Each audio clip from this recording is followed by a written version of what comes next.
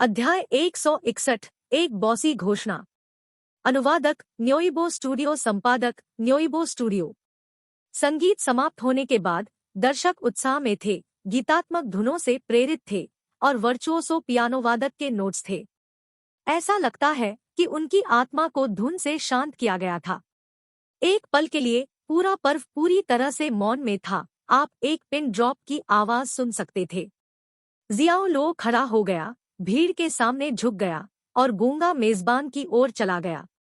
उसने मेजबान से माइक्रोफोन लिया और सुन यू का सामना करते हुए जोर से कहा, सन यू, आज से तुम मेरी महिला हो। क्या? सन यू को आउट किया गया। वह कांप रही थी, आधी पूर्ण खुशी में और दूसरा आधा घबराहट में। उसे उन शब्दों को बोलते हुए सुनकर सांस फूलने की भावना महसूस हुई। खुशी अचानक आई थी और वह पूरी तरह से पहरे से पकड़ ली गई थी। वहां मौजूद बाकी सभी लोग समान रूप से सदमे की स्थिति में थे। अभी यहाँ क्या हुआ था? दो लोग एक ही समय में एक ही लड़की के सामने अपनी भावनाओं को क्यों स्वीकार करेंगे? नहीं, यह सिर्फ एक के रूप में एक साथ आने का प्रस्ताव नहीं था, नहीं, यह केवल प्यार की स्वीकारोक्ति थी। यह एक घोषणा थी, एक सीधी, अपरिवर्तनीय घोषणा कि सन यू उनकी महिला थी। क्या बात है! पुराना जियाओ बस कमाल का है, हा हा हा। झांग दशान ने कहा। वह खुद को रोक नहीं सकता था, कसम खाना उसके लिए दूसरा स्वभाव था। उसके लिए कोई सुशोभित या सुरुचिपूर्ण शब्द नहीं। अपनी बात मनवाने के लिए किसी विकल्प की तरह कुछ भी नहीं था। यह अधिक प्रत्यक्ष, प्रभावशाली और कुशल था। वाह, क्या बात है! कोई आश्चर्य नहीं कि वह मेरा बड़ा भाई जियाओ है। कोई भी उनकी साहसी भावना की बराबरी नहीं कर सकता है, फेंग वुहेन ने अपने सामान्य सरल तरीके से कहा। मेरा भाई बहुत बॉसी है, लेकिन मुझे यह पसंद है, हे। जियाओ रुई ने मुस्कुराते हुए कहा। फिर उसके ठीक बगल में बैठे तांग रेन को देखते हुए वह उसके कान खींचने के लिए पहुंच गई। उसने धीरे से कहा, देखो देखो मेरा भाई कितना साहसी है, तुम ऐसे और क्यों नहीं हो सकते? तांग रेन ने अपना हाथ उसके कान पर रखा, दर्द में कहा, पत्नी, दर्द होता है, दर्द होता है, दर्द होता है। जाने दो, जाने दो। अगर आप ऐसा नहीं करते हैं तो मेरे कान काट दिए जाएंगे। जियाओ रुई ने उसे जाने दिया, नाराजगी की नजर से उसे देखा। उसके लुक ने यह सब कह दिया, क्या उसका पति कभी उसकी उम्मीदों को पूरा कर सकता है? पब फ्यूचर द्वारा विज्ञापन। तुम पागल हो। यूयू मेरी औरत है, तुम यहाँ क्या कर रही हो? फू गुइशेंग, जो अब मंच पर है, गुस्से से चिल्लाए, जियो लुओ को पट्टे पर एक जंगली कुत्ते की तरह चिल्लाया। सब लोग सुनो, यह व्यक्ति हमारे अस्पताल का नहीं है।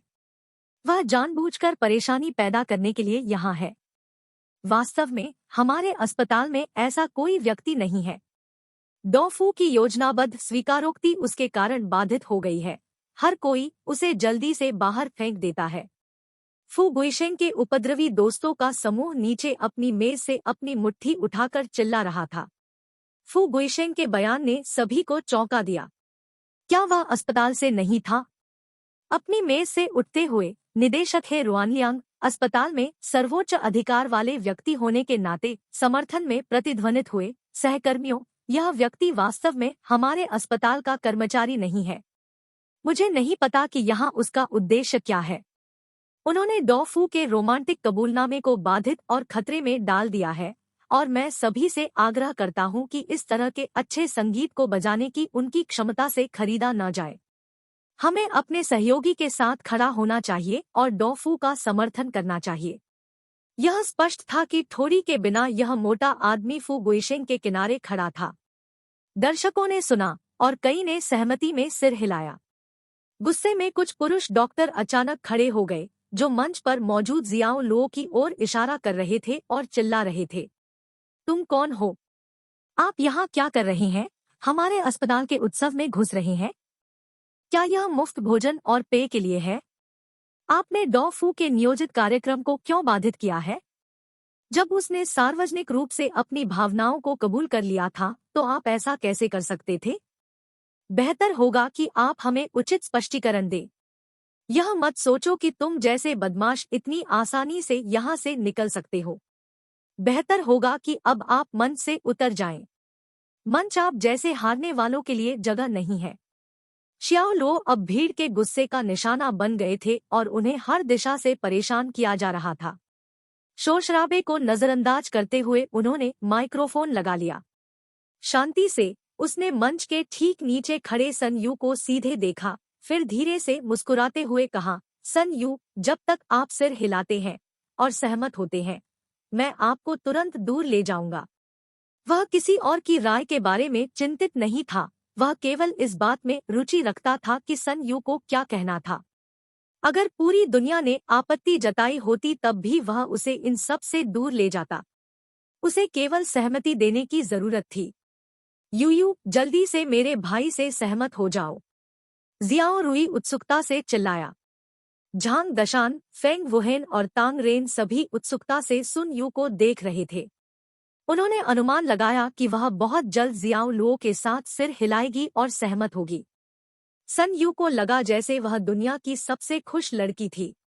जब वह पहली बार जियाओ लुओ से मिली थी तो वह कम शब्दों का आदमी था, मजबूत मुख प्रकार। उनकी सुंदर विशेषताओं ने उनके दिल में एक अमिट छाप छोड़ी थी।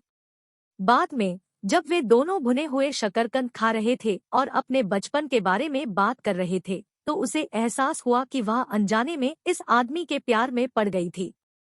हर बार जब वह उसके साथ साझा किए गए क्षणों के बारे में सोचती थी तो वह खुद को मुस्कुराती थी और कभी-कभी सपने में हंसती थी।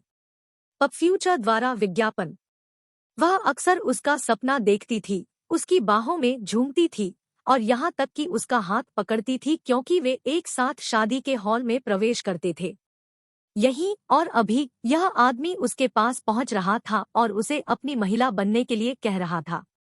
ऐसा लग रहा था मानो वह अमृत से भरे शहद के बर्तन में डूब रही हो। सुंदर और मीठा। मैं जी हूँ। सुन यू ने उत्साह में सिर हिलाया, लेकिन इससे पहले कि वह बोलना शुरू कर पाती उसके बगल में एक कठोर आवाज गूंज उठी। छोटे सूरज, क्या आपने इसके बारे में स्पष्ट रूप से सोचा है? क्या आपको लगता है कि आप अपने जीवन के बाकी हिस्सों के लिए इस आदमी पर भरोसा कर सकते हैं? बयान एक स्पष्ट चेतावनी थी जिसमें मांग की गई थी कि वह अपनी ओर से सावधानी बरते। सुन यू हैरान रह गया। पीछे मुड़ते हुए वह एक कठोर चेहरे से मिली। यह निर्देशक है रुआनलियांग था। निर्देशक वह, मैं। सुन यू हिचकिचाने लगा।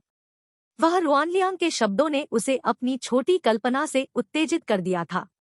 उसके चेहरे पर अब संदेह और भ्रम के निशान दिखाई दे रहे थे। तभी जियांग योंगचेन ने मंच पर कदम रखा। एक शब्द कहे बिना वह फू गुइशेंग के पास गया, अपना माइक्रोफोन पकड़ा, मुस्कुराते हुए और कहा, चलो किसी को अंधाधुंध न मारे। प्यार सभी के लिए एक उचित खेल है। क्या इसका मतलब यह है कि सिर्फ इसलिए कि डॉ फू ने सन यू को कबूल किया था तो दूसरों को ऐसा करने की अनुमति नहीं है? यह अनुचित हो रहा है। यह उस लड़की पर निर्भर होना चाहिए जिसे लुभाया जा रहा है और वह कैसे तय करती है कि वह किसका अनुसरण करने के लिए तैयार है। हमें इसमें हस्तक्षेप करने का कोई अधिकार नहीं है। यह उसका अधिकार और चुनने की स्वतंत्रता है।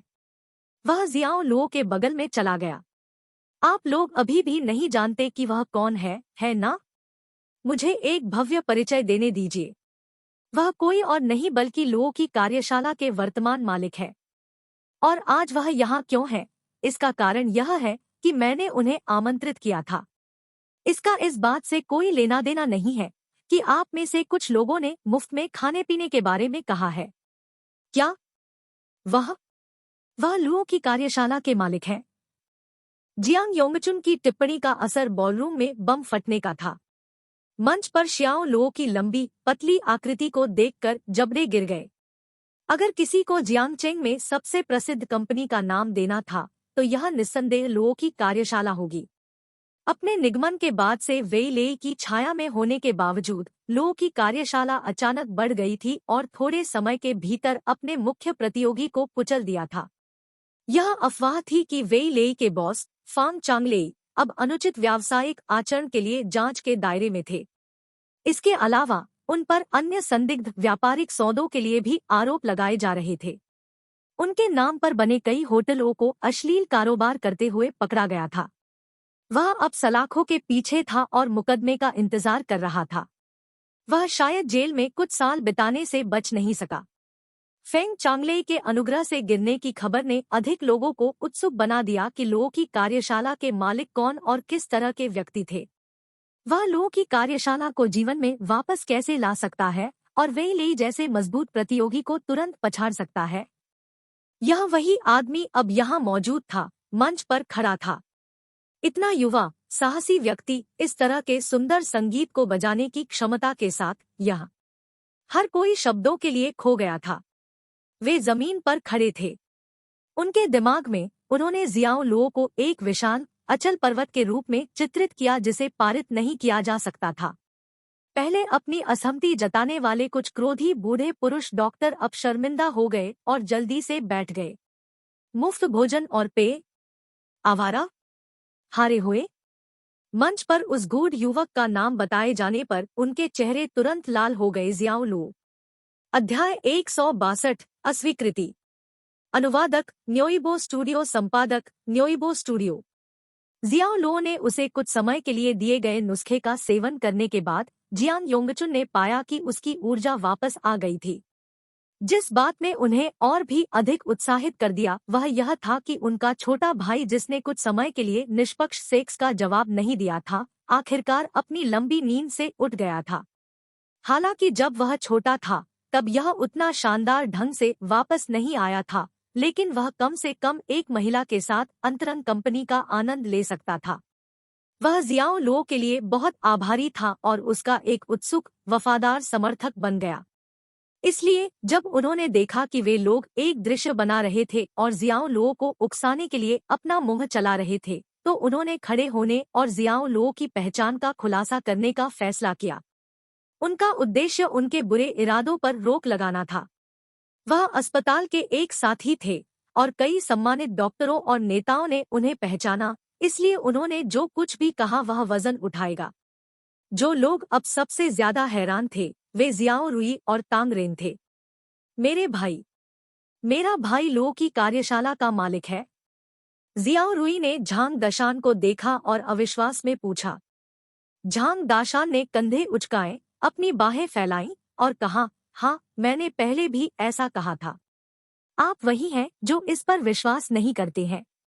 हम दोनों भाई उनके लिए काम कर रहे हैं। फेंग वुहेन और श्याओ वू ने एक स्वर में सिर हिलाया। हे भगवान, मेरा भाई बहुत शक्तिशाली है। तांग रेन अविश्वास में था। यह उसकी कल्पना से परे था। उन्होंने कभी उम्मीद नहीं की थी कि इस जीवन काल में सैकड़ों लाखों की कुल संपत्ति वाले मालिकों के साथ उनके घनिष्ठ संबंध होंगे। आखिरकार वह सिर्फ एक महत्वहीन इंटर्न था और उसे अपने डॉक्टर का प्रमाणीकरण भी नहीं मिला था। वह एक छोटा सा फ्राई था। उन्हें उम्मीद नहीं थी कि ऐसा व्यक्ति, लो की कार्यशाला का मालिक, कम से कम 7 से 8 अरब की कुल संपत्ति के साथ उनकी पत्नी का भाई था। सुन यू स्तब्ध रह गया। उसे लगा जैसे उसने अपने कार्यों को नियंत्रित करने की क्षमता खो दी है और जमीन पर खड़ी हो गई है जहां वह खड़ी थी। उसकी आंखें जियाओ लुओ को देख रही थी जो मंच पर था। वह धीरे से अपने आप से बड़बड़ाई, तो वह वास्तव में लुओ की कार्यशाला का मालिक है। अचानक आई इस खबर ने उसे आश्चर्यचकित कर दिया और उसे सदमे की स्थिति में डाल दिया। वह आखिरकार समझ गई कि उसके चाचा ने उसे जियाओ लुओ को पकड़ने के लिए क्यों कहा था, लेकिन सुन यू के होंठ कांप रहे थे। वह अपनी सीट पर ऐसे बैठी थी जैसे उसने अपनी आत्मा खो दी हो। यह उसके लिए अच्छी खबर नहीं थी। उसने अपने और जियाओ लुओ के बीच एक बढ़ती खाई की कल्पना की जो पुल करने के लिए बहुत व्यापक होगी। उसने इसकी तुलना जियाओ लुओ के आकाश में होने से की और वह जमीन पर। वह एक युवा उद्यमी और एक प्रसिद्ध कंपनी के होनहार बॉस थे, जबकि वह केवल एक विनम्र पृष्ठभूमि से एक नर्स थी जो 3000 का मासिक वेतन रखती थी। अचानक वह पहचान और उनकी सामाजिक स्थिति में अंतर के कारण जियाओ लुओ के साथ जुड़ने के लिए भी शर्मिंदा महसूस किया। पब फ्यूचर द्वारा विज्ञापन। सुंदर मिस सन यू, क्या आप डॉफू को वहां चुनेंगे या मेरे बगल में युवा और होनहार राष्ट्रपति जियाओ को चुनेंगी? जियांग योंगचुन की तेज आवाज ने उसे वास्तविकता में वापस ला दिया। उस समय सबकी निगाहें उस पर आ गई। ऐसा लगा जैसे एक विशाल अदृश्य दीवार बन गई थी और दबाव उसे कुचल रहा था। हु शुइरोंग की आंखें आशा और प्रत्याशा से भर गई थी और वह अपनी भावनाओं को दिखाने से डरती नहीं थी। जिस कोने में वह खड़ी थी वहां से वह उत्साह से सुन यू से चिल्लाई, यू जियाओ लो को जल्दी से चुने। वह निश्चित रूप से आपको इस गंदे नरक छेद से बाहर निकाल सकता है। सारा ध्यान उस पर था। सुन यू पूरी चुप्पी में बैठा था, आगे खाली घूर रहा था। ऐसा लग रहा था कि सन यू पहले मंच पर होने के परिणामस्वरूप देरी से स्टेजडर का अनुभव कर रहा था। मैं भी नहीं चुनूंगा। वह अचानक खड़ी हुई और दरवाजा खोलने और बाहर भागने से पहले जोर से घोषणा की, दोनों में से कोई भी नहीं। जियांग योंगचुन गूंगा था, झांग दशान गूंगा था, जियाओ रुई और भी अधिक था। वह अविश्वास से परे हैरान था। यह एक घटनापूर्ण शाम का अप्रत्याशित अंत था। किसने सोचा था कि सन यू दोनों में से किसी को भी नहीं चुनेगा? यहाँ क्या हो रहा है? झांग दशान ने पूछा। उसने जियाओ रुई को देखा, समझ में नहीं आया कि अभी क्या हुआ था। जियाओ रुई ने जवाब दिया, आप मुझसे पूछ रहे हैं तो मैं किससे पूछूं? उसने एक बार सन यू से अकेले में अपने भाई के प्रति अपनी भावनाओं के बारे में पूछा था। जिस तरह से सुन यू ने बात की, उसे यकीन था कि सुन यू उसके भाई को पसंद करता है, लेकिन सन यू उसे अचानक क्यों अस्वीकार कर देगा? वह हैरान थी। जियाओ लो अभी भी दरवाजे को घूर रहा था। फिर उन्होंने अपना सिर हिलाया, माइक्रोफोन नीचे रखा और सीधे मंच से चले गए। जियांग योंगचुन मंच पर खड़ा था। कुछ समय के लिए पता नहीं था कि क्या करना है। वह जियाओ लो के लिए एक अच्छा काम करना चाहता था, लेकिन कौन जानता था कि यह इस तरह से होगा। उनकी योजना उम्मीद के मुताबिक नहीं हुई और उन्होंने अब जियो लो को भी शर्मिंदा कर दिया था। जियांग योंगचुन, यहाँ आपका व्यवसाय क्या है? जियाओ लो अचानक रुक गया क्योंकि वह आदमी के पास से गुजर रहा था, पीछे मुड़ा और उस ठंडे कठिन सवाल को उस पर निर्देशित किया। इसके बाद वह बिना पीछे देखे मंच से चले गए। राष्ट्रपति जियाओ, यह आए।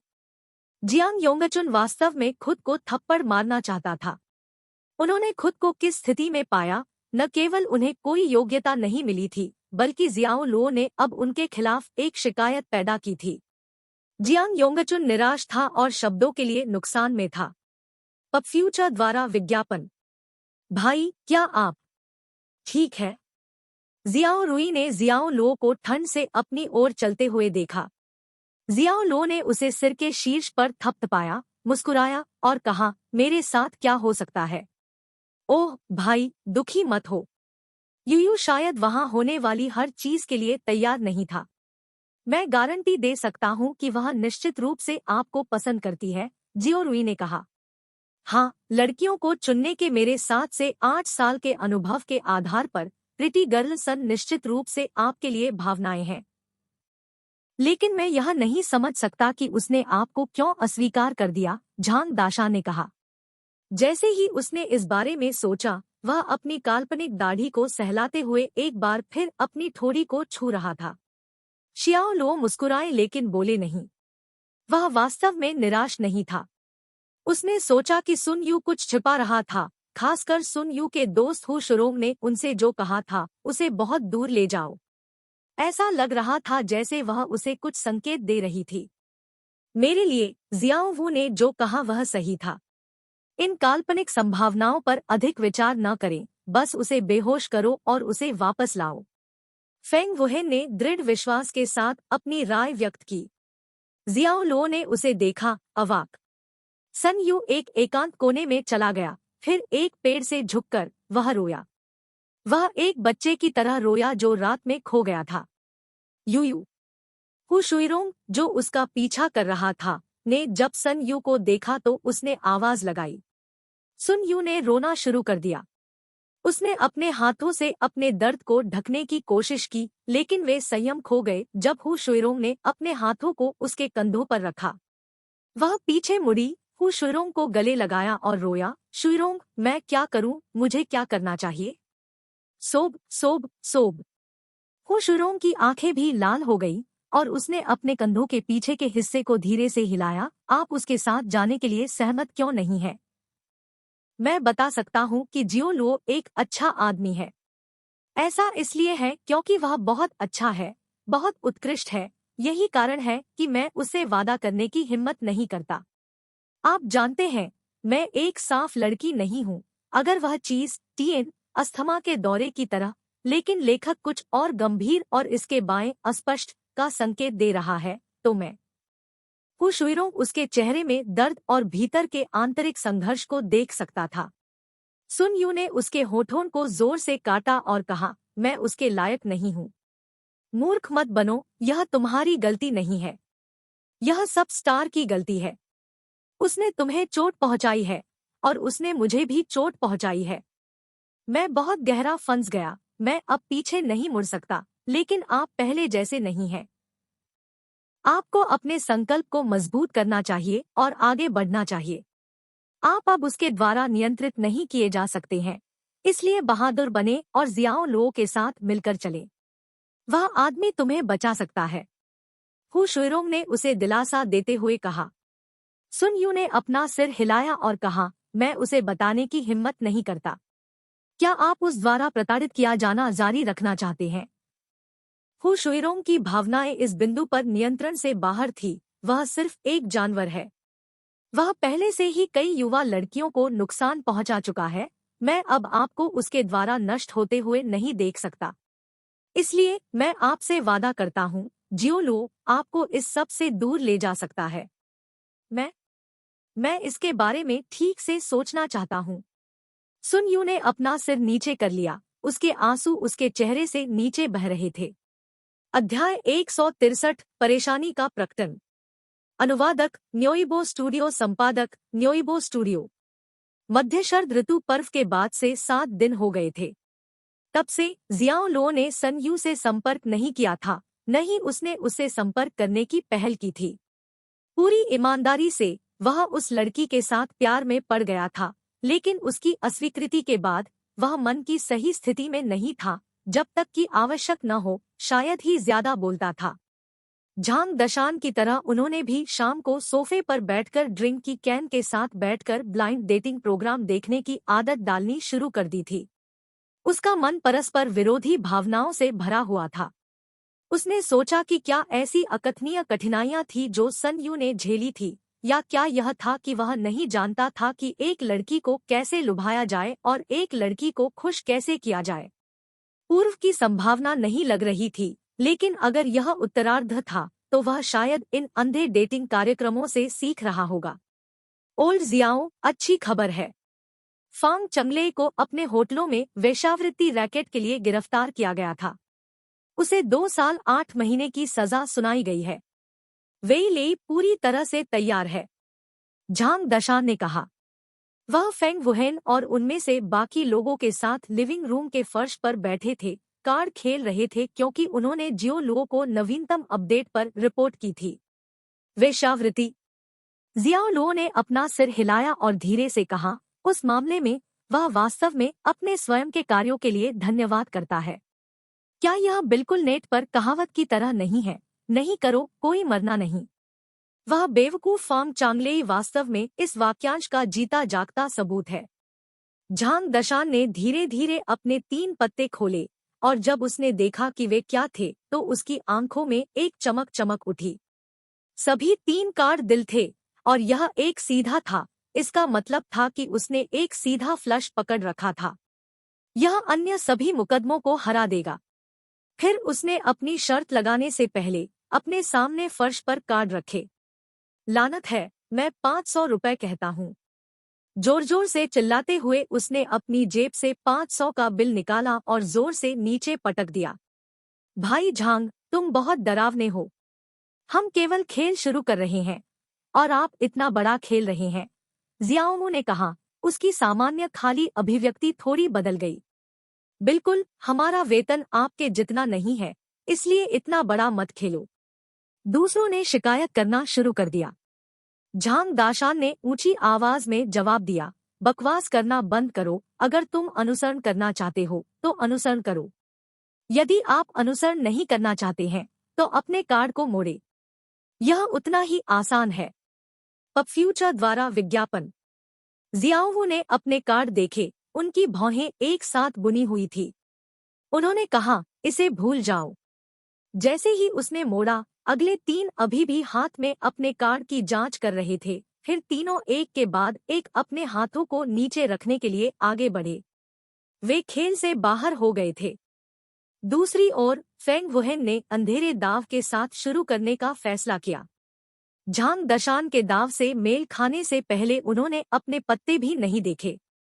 ऐसा लगता है कि उसने अपना विश्वास पूरी तरह से भाग्य पर रखा था। ठीक है, मैं अनुसरण करूंगा। पादा उसने अपना $500 का दाव लगाते हुए चिल्लाया। हे छोटा लड़का, अगर आप मेरे साथ पार करना चाहते हैं तो यह ठीक है। मैं 500 और दाव लगाऊंगा। झांग दाशान ने अपनी आस्तीन ऊपर उठाते हुए कहा और कहा कि वह एक लड़ाई की तलाश में था। एक और $500 का दाव विधिवत रखा गया था। मैं अनुसरण करना जारी रखूंगा। फेंग वुहेन पीछा कर रहे थे। उन्होंने रोमांच और उत्साह से प्यार करते हुए एक और 500 का दाव लगाया। बूढ़े भाई, तुम बहुत बढ़िया हो। आप अपने कार्ड देखे बिना मेरे साथ तलवारें पार करने की सोच रहे हैं। बस लड़ाई कर रहे हैं भाई। यहाँ तक कि एक साइकिल भी एक मोटर बाइक को हरा सकती है, और सिर्फ एक साधारण शर्त के साथ, कौन जानता है, एक ट्रॉली BMW बन सकती है। फेंग वुहेन ने अपने होंठ चाटते हुए और हंसते हुए कहा, अपनी पैंट भी मत खोना। झांग दाशान ने अपनी जेब से 1000 निकाला और उसे नीचे फेंक दिया। 1000। जमीन पर लाल बैंकनोटों को देखते हुए जो एक छोटी पहाड़ी की तरह ढेर होने लगे थे, जियाओ वू और बाकी लोग जोर से निगलने के अलावा कुछ नहीं कर सके। उनकी आंखें नकदी के विशाल ढेर से चिपकी हुई थी। उनके मन में वे चाहते थे कि वह सारा पैसा उनका हो। फेंग वुहेन ने संकोच करना शुरू कर दिया और विचार किया कि क्या वह पहले अपने कार्ड की जांच करना चाहता है। आप तालमतोल क्यों कर रहे हैं? मैं पूछ रहा हूं कि आप अनुसरण करेंगे या नहीं। झांग दशान को कोई डर नहीं था। उन्होंने एक सीधा फ्लश पकड़ा और यह एक विजयी हाथ था। उसे डरने की जरूरत नहीं है। उस समय जियाओ लो आए और झांग दशान को अपने कंधों पर थपथपाया। आप इतना बड़ा क्यों खेल रहे हैं? क्या आप मेरी जगह को कैसीनो की तरह व्यवहार कर रहे हैं? ओल्ड जियाओ, यह सिर्फ $2000 है। ऐसा नहीं है कि यह कुछ बड़ा अंडा है। यह सिर्फ एक छोटा सा दाव है। मुझे बस छोटे दाव लगाने का मन हुआ, आप जानते हैं। यदि आप नहीं खेल रहे हैं तो मत बोलिए। झांग दाशान ने अचानक कहा। फिर उसने जियो लो को दूर धकेल दिया। जियाओ लो मुस्कुराया और जैसे ही वह चला गया, उसने झांग दाशान के कार्ड के करीब कदम रखा। अपने पैरों की एक पट्टी के साथ उन्होंने झांग दशान के कार्ड को बिना किसी ध्यान के बदल दिया। उनकी गतिविधियां साफ और सटीक थी।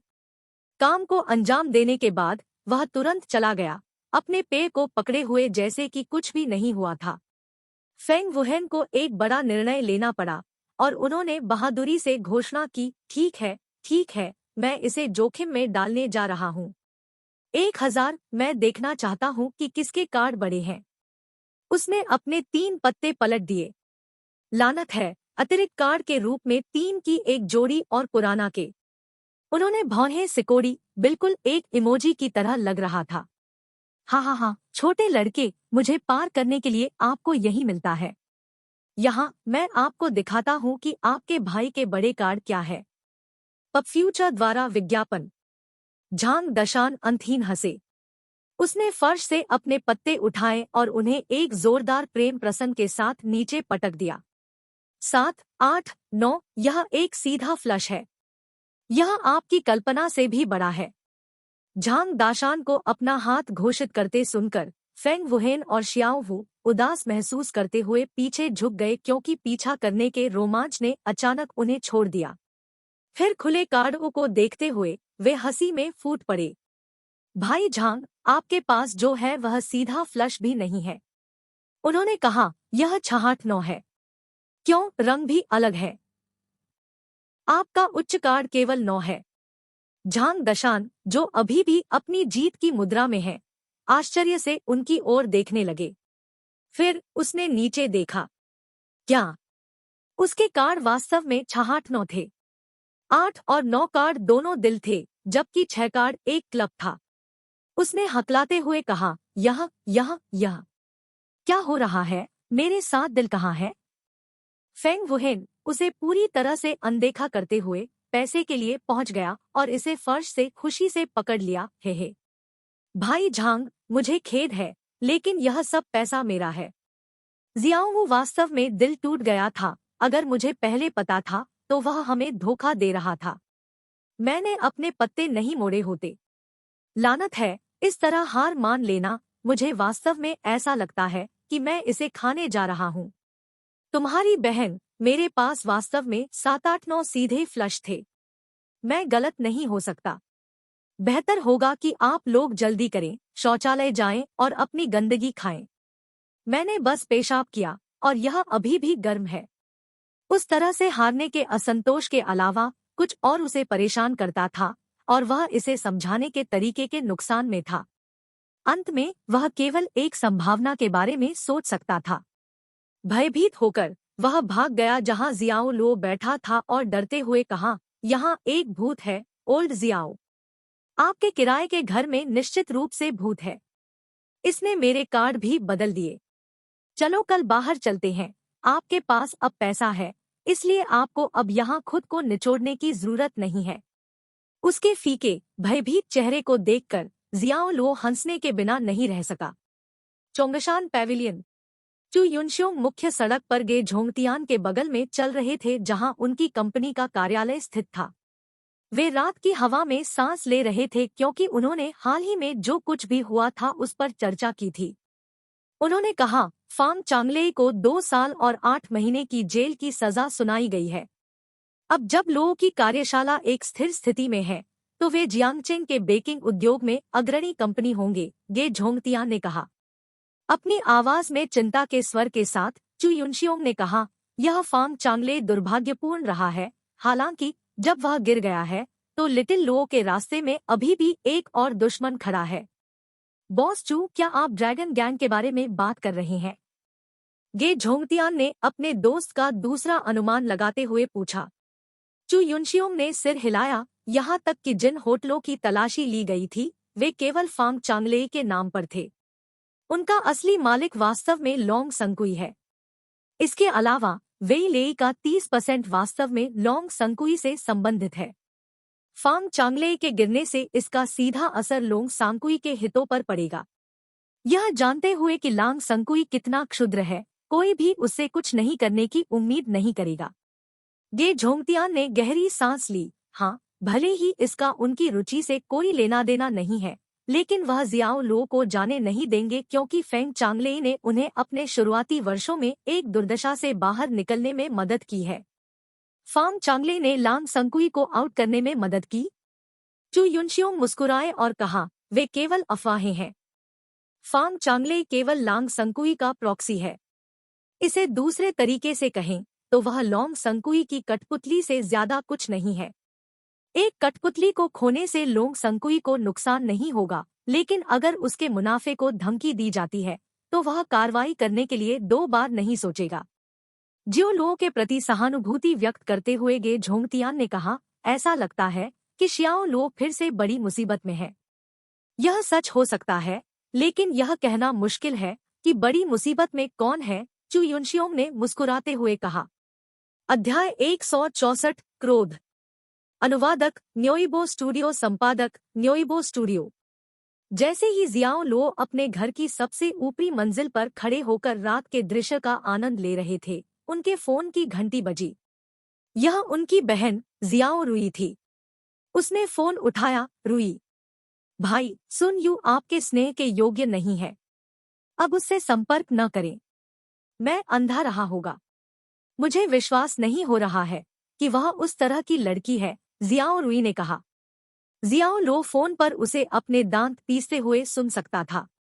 पास में तांग रेन को बगल से फुसफुसाते हुए सुना जा सकता था, पत्नी, किसी भी निष्कर्ष पर मत जाओ। हम गलत हो सकते हैं, या यह वह नहीं हो सकता है जो हम सोचते हैं कि यह है। आपका क्या मतलब है? यह वह नहीं हो सकता है जो आपको लगता है कि यह है। वह पहले से ही बिना ठोड़ी के उस मोटे आदमी के साथ होटल में गई थी। क्या आप केवल तभी विश्वास करेंगे जब आप उन्हें चादर में घूमते हुए देखेंगे? जियाओ रुई ने कहा।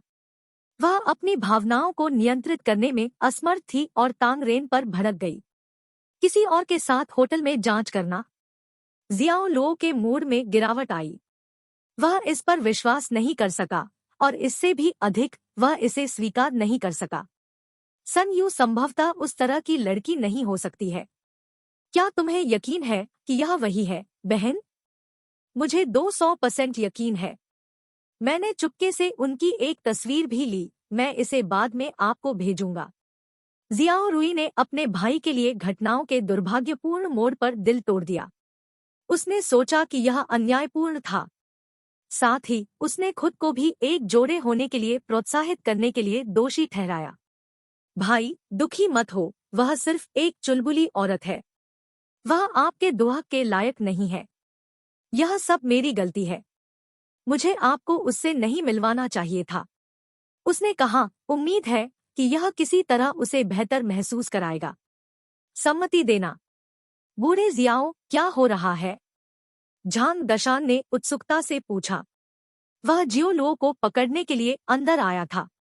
जियाओ लो ने जवाब में सिर हिलाया और जल्दी से जवाब दिया, मुझे यह मिल गया, और लटक गया। अपने दिल को शांत करने में असमर्थ, उन्होंने उसे कॉल करने के लिए अपनी संपर्क सूची में सन यू की संपर्क जानकारी की खोज की। केवल यह पता चला कि सन यू का हैंडफोन बंद था। तभी उनके वीचैट पर एक नोटिफिकेशन आया जिसमें उन्हें अलर्ट किया गया कि उन्हें एक नया मैसेज मिला है। उस पर क्लिक करने के बाद यह वह तस्वीर थी जिसे जियाओ रुई ने कहा कि वह भेज देगी।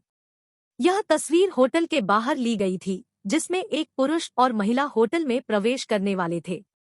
हालांकि यह केवल एक साइड व्यू था, कोई भी एक नज़र में बता सकता था कि महिला स्पष्ट रूप से सन यू थी। तस्वीर को देखकर शियाओ लो ठंडा ठंडा हंस पड़ा।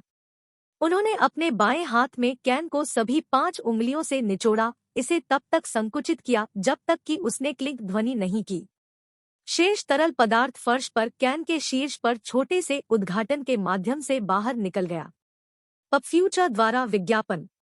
घूंट। झांग दशान, जो उसके बगल में खड़ा था, को उसकी लार को निगलना भी मुश्किल हो रहा था। वह अपने पूरे शरीर के माध्यम से अपनी रीढ़ की हड्डी को हिलाते हुए एक ठंड महसूस कर सकता था। जियाओ लो के चेहरे पर एक ठंडी, कठोर मुस्कान थी, अगर कोई इसे मुस्कान कह सकता है। लेकिन अभी जियाओ लो एक हत्यारे मूड में था, और अगर लग रहा था कि वह मार सकता है, तो झांग दाशान को लगा कि वह पहले ही मर चुका था।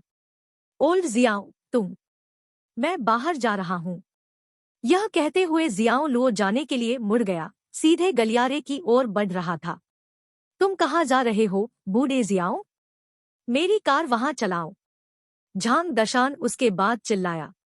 कोई जरूरत नहीं है। एक आवाज जो स्पष्ट रूप से गुस्से को दबा रही थी, गलियारे से वापस आ गई जैसे ही जियाओ लो ने हमला किया। फेंग वुहेन और बाकी रक्तभाई यह जांचने के लिए बाहर आए कि क्या हो रहा था, तेज आवाजें सुनकर। जब उन्हें पता चला कि शियाओ लो बाहर चले गए हैं, तो उन्होंने अपनी चिंताओं को व्यक्त किया। फेंग वुहान ने पूछा, रात के 10 बज चुके हैं, भाई जियाओ कहाँ जा रहे हैं? भगवान जानता है। झांग दशान ने आह भरी, वह चिंतित लग रहा था। फेंग वुहेन ने उसके चेहरे को देखा, उसकी भौहें गहरी चिंता में बुनी हुई थी। वह यह सोचकर इसे रोक नहीं सका, लेकिन उसने किसी तरह सोचा कि झांग दशान एक उखड़े हुए पुराने राग जैसा दिखता है।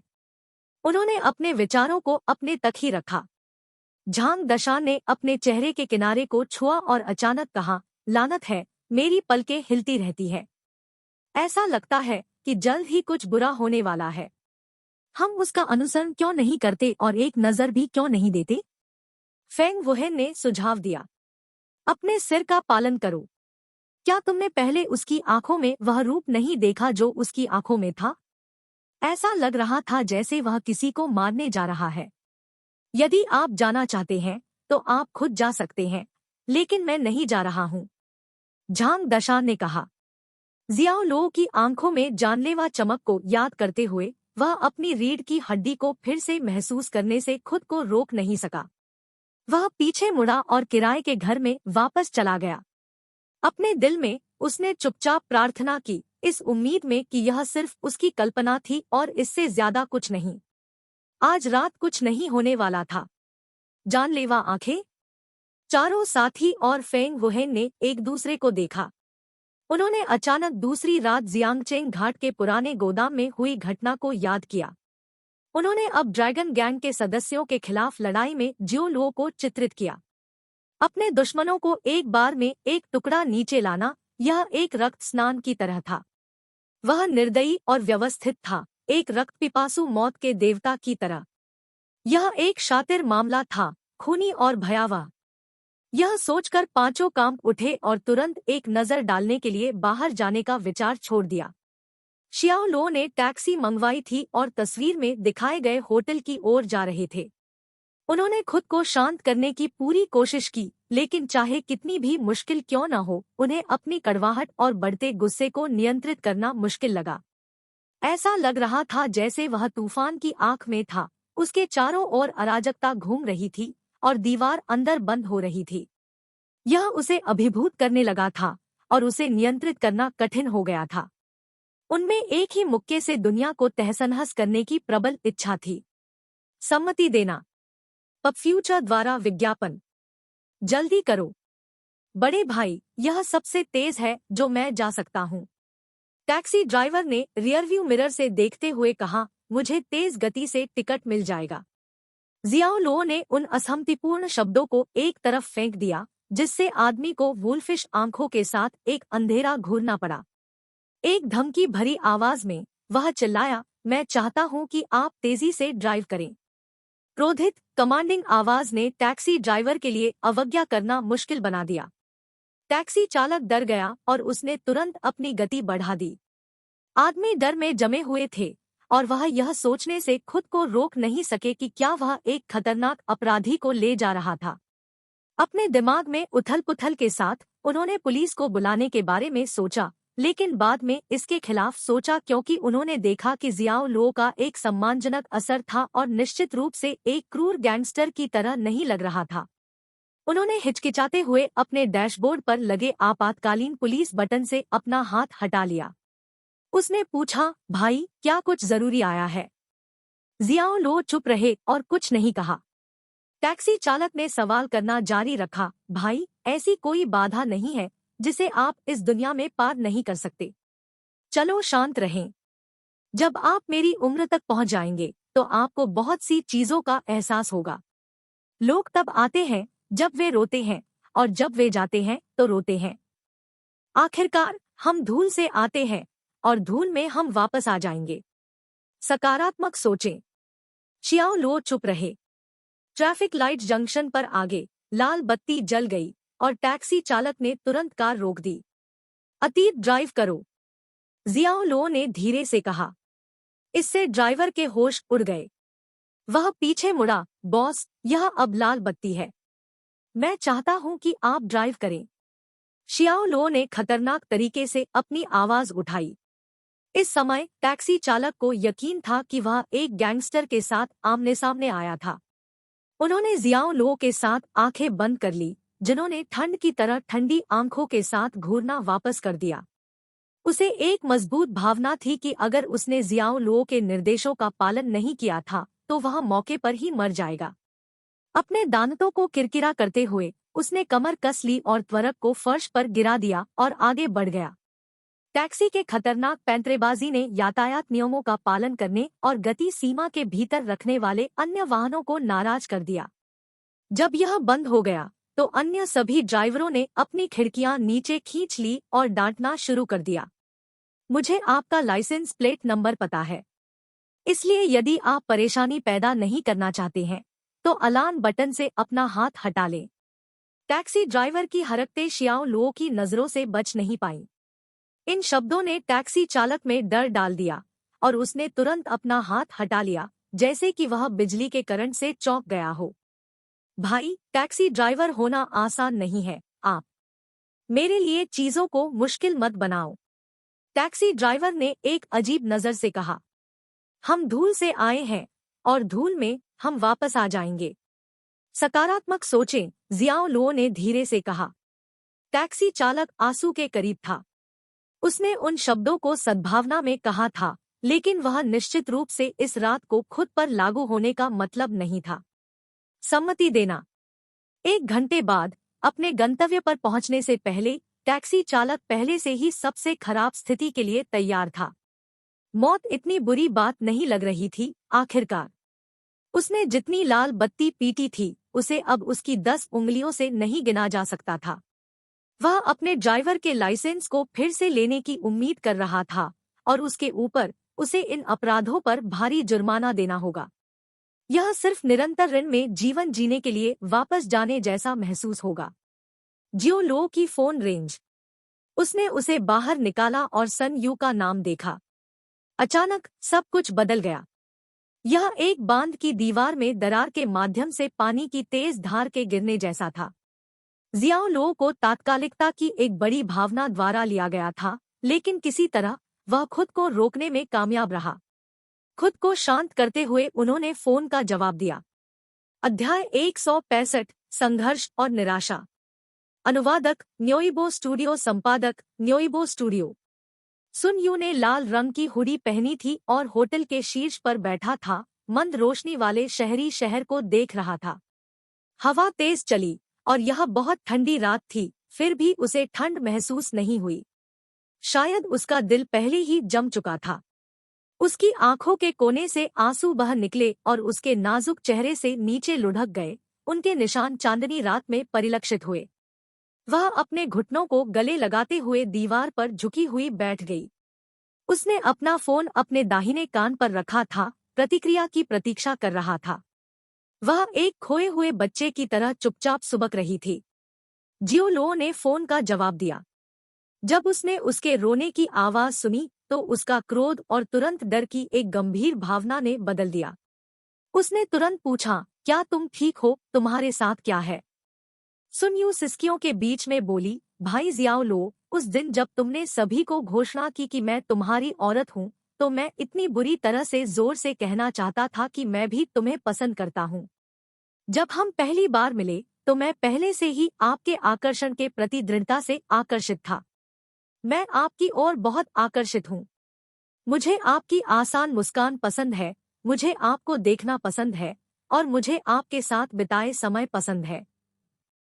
सन यू अपने सामान्य स्व की तरह नहीं लग रहा था। उनका भाषण तीखा और असंगत था, लगभग बच्चे जैसा था। वह एक बार में रो रही थी और हंस रही थी। उसकी उदास आवाज में वीरानी का स्पर्श था। काश समय उस रात हमेशा के लिए रुक जाता। रात को जब हम भुने हुए शकरकंद साथ में खा रहे थे। आपने मुझसे कहा था कि वे समय सबसे अच्छे थे, याद है? जब हम बच्चे थे, जिनमें कोई परेशानी नहीं थी और कोई चिंता नहीं थी। धारा में मछली को छूने की कोशिश करना, मैदान में चूहे के छेद खोदना, कागज के हवाई जहाज को मोड़ना और कीचड़ में खेलना। तब मैं हमेशा खुश रहता था। मुझे अभी भी वह नर्सरी कविता याद है, भाई जियाओ लो, अगर आप ठीक हैं तो मुझे इसे आपके लिए गाने दें। जियाओ लो के जवाब की प्रतीक्षा किए बिना उसने धीरे से गाना शुरू कर दिया और उसकी मधुर आवाज उसके कानों में सुखद थी। उन्होंने कहा, आप एक बार ताली बजाते हैं, मैं एक बार ताली बजाता हूँ, बार बार बारिश होती है, बार बार कपड़े बदलते हैं। आप 2 बार ताली बजाते हैं, मैं 2 बार ताली बजाता हूँ, याद रखें हर दिन एक रुमाल लाना। आप 3 बार ताली बजाते हैं, मैं 3 बार ताली बजाता हूँ, हर जगह नहीं थूकता। आप 4 ताली बजाते हैं, मैं 4 ताली बजाता हूँ, मक्खियों और मच्छरों को मारता हूँ। आप 5 ताली बजाते हैं, मैं 5 ताली बजाता हूँ, बिस्तर कीड़े और चूहों को खत्म करता हूँ। जैसे ही उसने गाना जारी रखा, आंसू अनियंत्रित रूप से बहने लगे। आंसू लंबे समय से उसकी दृष्टि को धुंधला कर रहे थे। उसे अपने भीतर एक खालीपन महसूस हो रहा था। वह एक ऐसी जगह के लिए तरस रही थी जहां वह इन सब से दूर हो सके। इस समय तक जियाओ लो होटल के प्रवेश द्वार पर पहुंच गया था। टैक्सी रुकते ही उन्होंने तुरंत कार का दरवाजा खोला और दौड़कर बाहर निकल आए। फोन पर चिल्लाते हुए उसने पूछा, आप कहाँ हैं? मैं घर पर हूँ। सुन यू एक खाली मुस्कान के साथ मुस्कुराया और फिर फोन को उसके करीब ले गया। भाई जियाओ लो, मैं आपको पिछले कुछ दिनों से बताना चाहता था कि वास्तव में मैं तुमसे प्यार करता हूँ। ठीक है। बीप। ठीक है। जियाओ लो के रिसीवर से निकलने वाले व्यस्त सिग्नल के ताल ने उनकी आत्मा में अचानक दहशत पैदा कर दी। पब फ्यूचर द्वारा विज्ञापन। तभी सड़क पर भीड़ से अफरातफरी मच गई। जल्दी करो, देखो, कोई ऊपर से छत से कूद रहा है। सभी दिशाओं से तेज चुभती चीखें और दहशत की चीखें आ रही थी। जियाओ लो उन दिशाओं की ओर मुड़ा जिनका वे सामना कर रहे थे। रात को स्कैन करने के लिए अपना सिर उठाया। उसने अपनी दृष्टि केंद्रित की और वहां उसने होटल की छत से कूदते हुए एक लाल हुडी में एक मामूली आकृति देखी। थोड़ी देर के लिए वह एक बहते हुए क्रिम्सन गुलाब की तरह हवा में तैरती हुई दिखाई दी, फिर अचानक खतरनाक गति से जमीन की ओर गिर गई। वह अपनी पीठ के साथ जमीन पर गिर रही थी, आकाश की ओर घूर रही थी, अपनी बाहों को अलग करके। डर या संघर्ष का कोई संकेत नहीं था, जैसे कि वह मौत से मिलने की ईमानदार इच्छा रखती थी।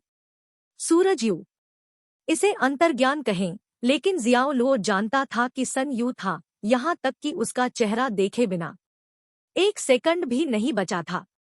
यह जीवन और मृत्यु का मामला था। एक झटके में उन्होंने मांसपेशियों की चमक के साथ कई शक्तिशाली छलांगों में घिरा हुआ था। जैसे ही वह अपने चुने हुए स्थान पर उतरा, उसने अपने पैरों को मजबूती से लगाया, अपने मजबूत पैरों को मोड़ा और आगे की ओर छलांग लगाई, गिरते हुए शरीर की ओर ऊंचा, क्योंकि यह अपने प्रभाव के बिंदु के करीब था। पूरी तरह से खींचते हुए उसने अपनी बाहों को उसके पास ले लिया, उसे हवा में रहते हुए भी अपने अंदर खींच लिया। उसे अपनी छाती में रखते हुए खुद को आगे की ओर घुमाते हुए उलझे हुए शवों को एक पार्श्व दिशा में फेंक दिया गया, जहां से वह गिर गई होगी। जियाओ लो ने अपनी पीठ से लुढ़कते हुए गिरावट को तोड़ दिया और गति ने उसे कई बार और घूमने का कारण बना। सन यू उसकी पकड़ से दूर हो गया था, बहुत दूर नहीं उतरा, लेकिन उसने उसके पतन को तोड़ दिया था, उसे निश्चित मृत्यु से बचाया था। अपने टर्मिनल वेग तक पहुंचने के बिना प्रभाव का अभी भी जियो लो पर हिंसक प्रभाव पड़ा। उनका भाड़े के राजा का संविधान कौशल इस तरह के बल के भार को सहन करने में असमर्थ था। क्लिक करना। संपर्क के बिंदु पर जियाओ लो की बाह को तुरंत स्थानांतरित कर दिया गया था। यह सब एक पल में हुआ। दर्द पूरे बाएं हाथ के माध्यम से उभरा, जिससे उसे एक सेकंड के लिए ब्लैकआउट करना पड़ा। सहज रूप से उसके शरीर ने उस तरह से प्रतिक्रिया दी जिस तरह से उसने कल्पना की थी, उसके शरीर को अपने आप में खींच लिया और जमीन से टकराते हुए लुढ़क गया। सुन यू उसकी पकड़ से फेंक दिए जाने के बाद थोड़ी दूर गिर गया और बेहोश रहा। जहां वह लेटी थी वहां से धीरे धीरे ताजा खून बह रहा था। शियाओ लो ने खुद को उठाया और बेताबी से लंगड़ाते हुए आगे बढ़ा। अपने बाएं हाथ में दर्द को सहन करते हुए उसने उसे उठाया और प्रतीक्षा कर रही टैक्सी में लौट आया। खून से लथपथ सुन यू को देखकर ड्राइवर सदमे में था और पीला पड़ गया। क्या यह तुम्हारा है? आपका दोस्त? ड्राइव करो। जियाओ लो शांत नहीं रह सका और ड्राइवर को तुरंत स्थानांतरित करने के लिए दहाड़ा। बिना किसी देरी के ड्राइवर ने जल्दी से अपनी सीट बेल्ट पहनी और सीधे पीपुल्स अस्पताल के लिए चला गया। वे कुछ ही मिनटों में आ गए। कीटाणुनाशक की तेज गंध अस्पताल की हवा में फैल गई। ट्रॉमा रूम के बाहर बैठे जियो लो ने सुन यू की चोटों से सूखे खून के धब्बों को देखा, जो अभी भी जमीन पर दिखाई दे रहे हैं। उन्होंने अपने अव्यवस्थित बाएं हाथ को खुद रीसेट किया था। जब तक वह कोई दबाव नहीं डालता तब तक यह ठीक रहेगा। कुछ दिनों का आराम पर्याप्त होगा। अपने सिर पर हाथ रखकर वह एक निराश व्यक्ति के साथ वहां बैठा था। इस समय उसके दिमाग में बहुत कुछ चल रहा था। वह उस रात के बाद से हुई हर चीज को याद करता रहा। हु शुइरोंग के अनुस्मारक से लेकर सन यू की अस्वीकृति तक सब कुछ एक भयावह साजिश की ओर इशारा करता था जिसे उसे सुलझाने की जरूरत थी। किस तरह की अकथनीय पीड़ा एक लड़की को अपना जीवन समाप्त करने के लिए इमारत से कूदने के लिए मजबूर करेगी? जियो लो इसमें से कुछ भी समझ नहीं सका। वह केवल इतना जानता था कि हे रुआनलियांग किसी भी तरह इसमें शामिल था। भाई, खबर मिलने के बाद शियाओ रुई और तांग रेन तुरंत वहां पहुंचे। जब तक वे उसके पास पहुंचे, वे जोर जोर से सांस ले रहे थे। पब फ्यूचर द्वारा विज्ञापन। भाई, असल में क्या हुआ? यूयू ने आत्महत्या करने की कोशिश क्यों की? जियाओ रुई ने उत्सुकता से पूछा। जियाओ लो ने उसे जवाब नहीं दिया, लेकिन उसने तुरंत उससे मांग की, हु शुइरोंग को यहाँ ले आओ। यह नहीं जानने के बावजूद कि क्या हो रहा था, तांग रेन ने तुरंत जवाब दिया, मैं उसे प्राप्त करूंगा। फिर वह मुड़ा और तुरंत चला गया। यह कैसे हो सकता है? यह कैसे हो सकता है? जियाओ रुई ने ट्रॉमा रूम के बंद दरवाजे को देखा और खुद से बुदबुदाया। उसका मन पूरी तरह असमंजस में था। अन्य जगहों पर, जिस स्थान से सुन यू कूद गया था, उसे जिंगचा द्वारा घेर लिया गया था, विशेष रूप से इसके जांच विभाग द्वारा। उन्होंने कहा, टीम लीडर गु ने एक टैक्सी चालक के बयान के अनुसार इमारत से कूदने वाली लड़की को इलाज के लिए पीपुल्स अस्पताल भेजा गया है। उन्होंने उस स्थिति का भी जवाब दिया जिसमें ताइहे जिले के गोंग गांव से एक अजीब पुरुष यात्री को लाया गया था। यात्री का गंतव्य यह होटल था। साथ ही पुरुष यात्री उसे तेज गाड़ी चलाने के लिए कहता रहा और यहाँ तक कि उसे लाल बत्ती चलाने की धमकी भी दी। उसे पता था कि लड़की इमारत से कूदने जा रही है और लड़की को भी उसी पुरुष यात्री द्वारा अस्पताल ले जाया गया था। जे सदस्य वांग हानजुआन ने गु कियानलिन को स्थिति की सूचना दी। वोंग गांव। गु कियानलिन ने एक नाटकीय मेहराब में अपनी भौहें उठाई। वह उस जगह के नाम से काफी परिचित थी। ऐसा इसलिए था क्योंकि 12 सितंबर की घटना का नंबर 1 संदिग्ध जियाओ लो वहां रहता था। इसके बाद उसने होटल की ओर देखा। वह 1 दर्जन मंजिल ऊंचा था। उसने मन ही मन सोचा, इस इमारत के ऊपर से कूदने से किसी को भी मांस खाने पर मजबूर होना पड़ता। क्या किसी को बचाना संभव हो सकता है? क्या आपने जम्पर की पहचान की जांच की है? उसका नाम सुन यू है, जो इस होटल का मेहमान है। वांग हानक्सुआन ने सिर हिलाया और जवाब दिया, वह पीपुल्स अस्पताल में एक नर्स है। इसके अलावा क्रिस्टल मेथ और अन्य दवाओं के अवशिष्ट निशान उस कमरे में पाए गए जिसमें वह रहती थी। क्रिस्टल मेथ और अन्य दवाएं? गु कियानलिन ने अपनी भौहों को ध्यान से झुकाया। ड्रग्स हमेशा इस देश की कार्रवाई का निशाना रहा है। सभी कानून प्रवर्तन कर्मी इन शब्दों के प्रति बेहद संवेदनशील थे। यह सही है, वांग हानक्सुआन ने कहा। एक अधेड़ उम्र का व्यक्ति भी था जो उसके साथ कमरे में घुसा था। हमने सर्विलांस वीडियो में जो कुछ भी पकड़ा है, उसके आधार पर जांच टीम उसकी जानकारी तलाश रही है। मुझे विश्वास है कि जल्द ही परिणाम होंगे।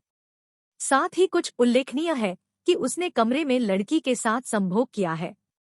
इमारत से कूदने वाली महिला ने संभवत अधेड़ उम्र के व्यक्ति से क्रिस्टल मेथ और ड्रग्स के लिए अपने शरीर का आदान प्रदान किया था। यह सुनकर गु कियानलिन, जो इसी तरह के मामलों से परिचित था, ने तुरंत इमारत से कूदकर लड़की की आत्महत्या का कारण माना। लड़की को नशे की लत रही होगी। नशेड़ी आमतौर पर एक सामान्य जीवन जीते हैं और अपने दैनिक जीवन के बारे में जाने वाले औसत व्यक्ति की तरह व्यवहार करते हैं, लेकिन एक बार जब नशीली दवाओं की लालसा शुरू हो जाती है, तो उनकी पीड़ा असहनीय हो जाती है। अपनी जरूरतों को पूरा करने के लिए वे न केवल अपने शरीर को बेचते थे, बल्कि ड्रग्स के बदले में अपनी बाह तोड़ने में भी संकोच नहीं करते थे। आत्महत्या करने का निर्णय लेना। इससे पता चलता है कि लड़की अपनी नशे की लत से मुक्त होने के लिए कितनी बेताब है। दुर्भाग्य से हर बार जब दवा प्रेरित लालसा आती थी, तो वह फिर से डूब जाती थी। हर बार जब वह गिर जाती थी, तो वह अपराध और शर्म की गहरी भावना का अनुभव करती थी। यह एक अंधेरे, जीवित नरक के नीचे एक निरंतर मार्ग था। वे कितनी भी कोशिश कर लें, वे अपनी आदत से मुक्त नहीं हो पाएंगे। उसकी आंखें थोड़ी आंसू आ गई और लाल हो गई। वह जानती थी कि इस लड़की को कितना संघर्ष और निराशा सहनी पड़ी। अध्याय 166 प्रतियोगिता। अनुवादक न्योइबो स्टूडियो, संपादक न्योइबो स्टूडियो। हु शुरोंग घड़ी पर ही था कि उसने सुन यू के आत्महत्या के प्रयास की खबर सुनी। उसने जितनी जल्दी हो सके ट्रॉमा रूम में वापस जाने का रास्ता बनाया। जब वह इसके प्रवेश द्वार पर पहुंची तो वह टूट गई और अपने घुटनों पर गिरकर दोहक में रोने लगी। जियाओ लो ने एक कदम उठाया, ऊपर से उसे ठंडा देखा और कहा, आपको इसका कारण पता होना चाहिए, अब मुझे बताओ। यह समझौते के लिए जगह के साथ एक आकस्मिक चर्चा नहीं थी और न ही एक सरल सवाल था। यह एक आदेश था। हु शुरोंग ने देखा, मुस्कुराया और अपने जवाब के साथ जवाब दिया, यह वह रुआनलियांग है। जियाओ रुई की अभिव्यक्ति थोड़ी बदल गई।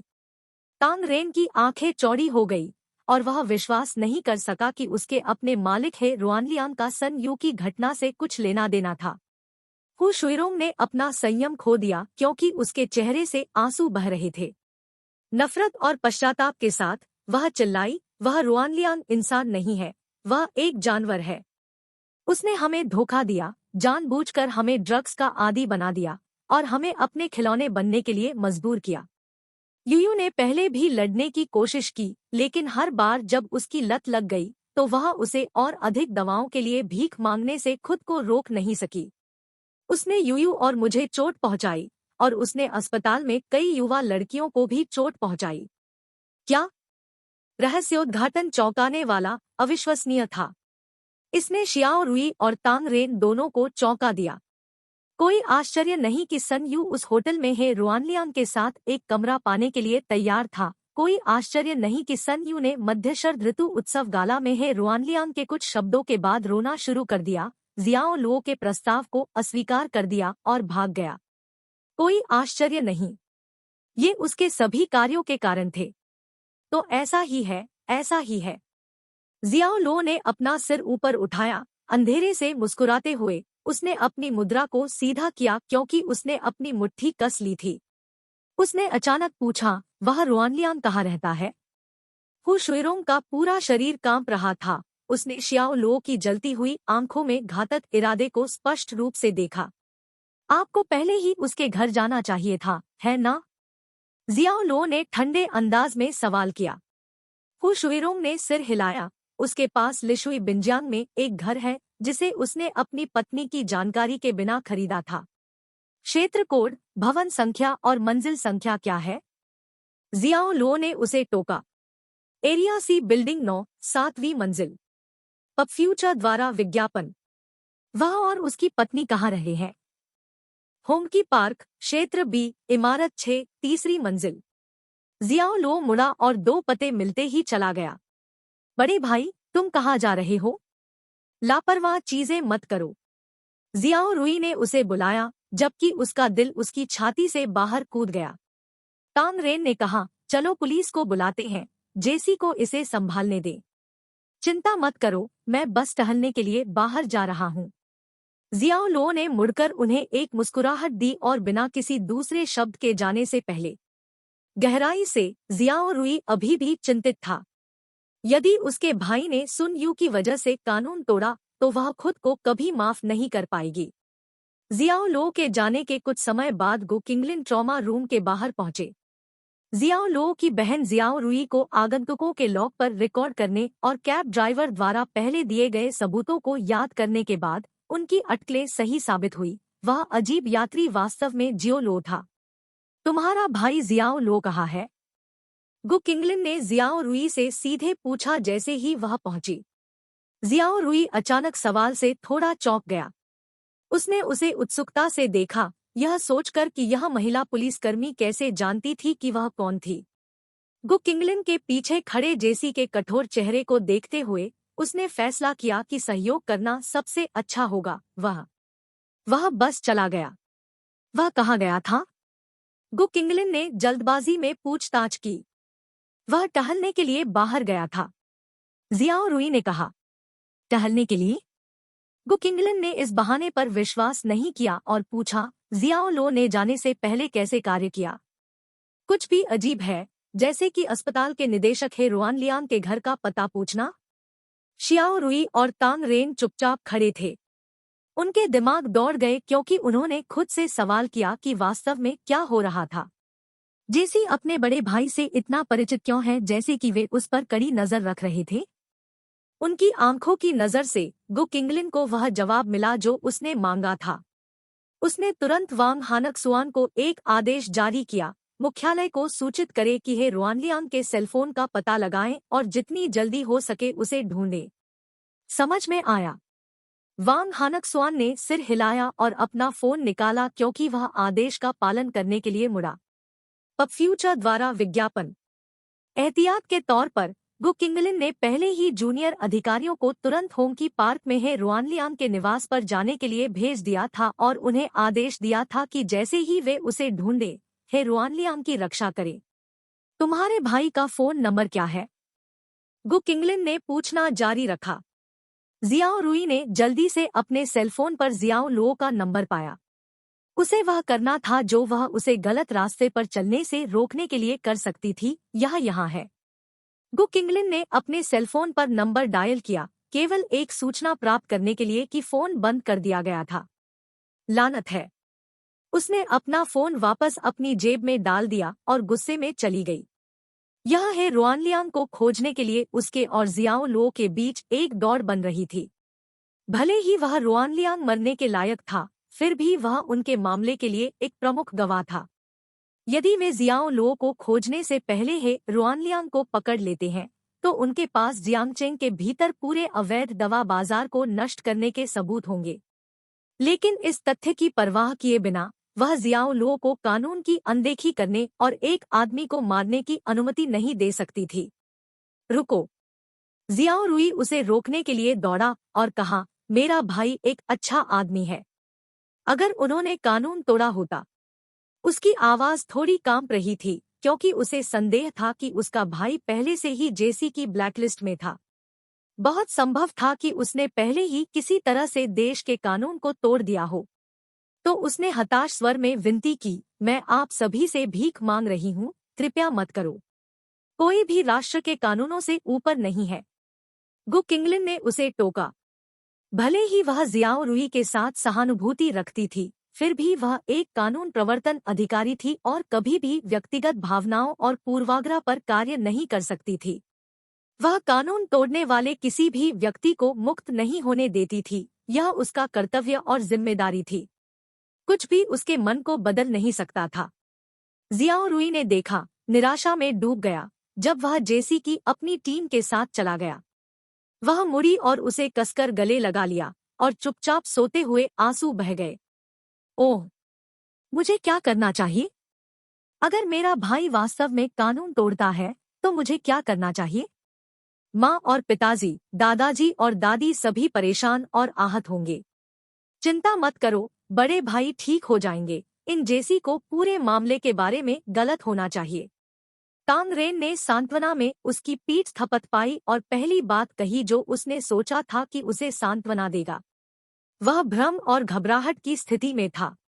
उसने कुछ समय के लिए डर और पीड़ा की ऐसी भावना महसूस नहीं की थी, लेकिन वह जानता था कि जियाओ रुई को अब उसकी जरूरत है और उसे उसकी खातिर मजबूत होना था। एक आदमी एक महिला के सामने अपनी कमजोरी नहीं दिखा सकता था।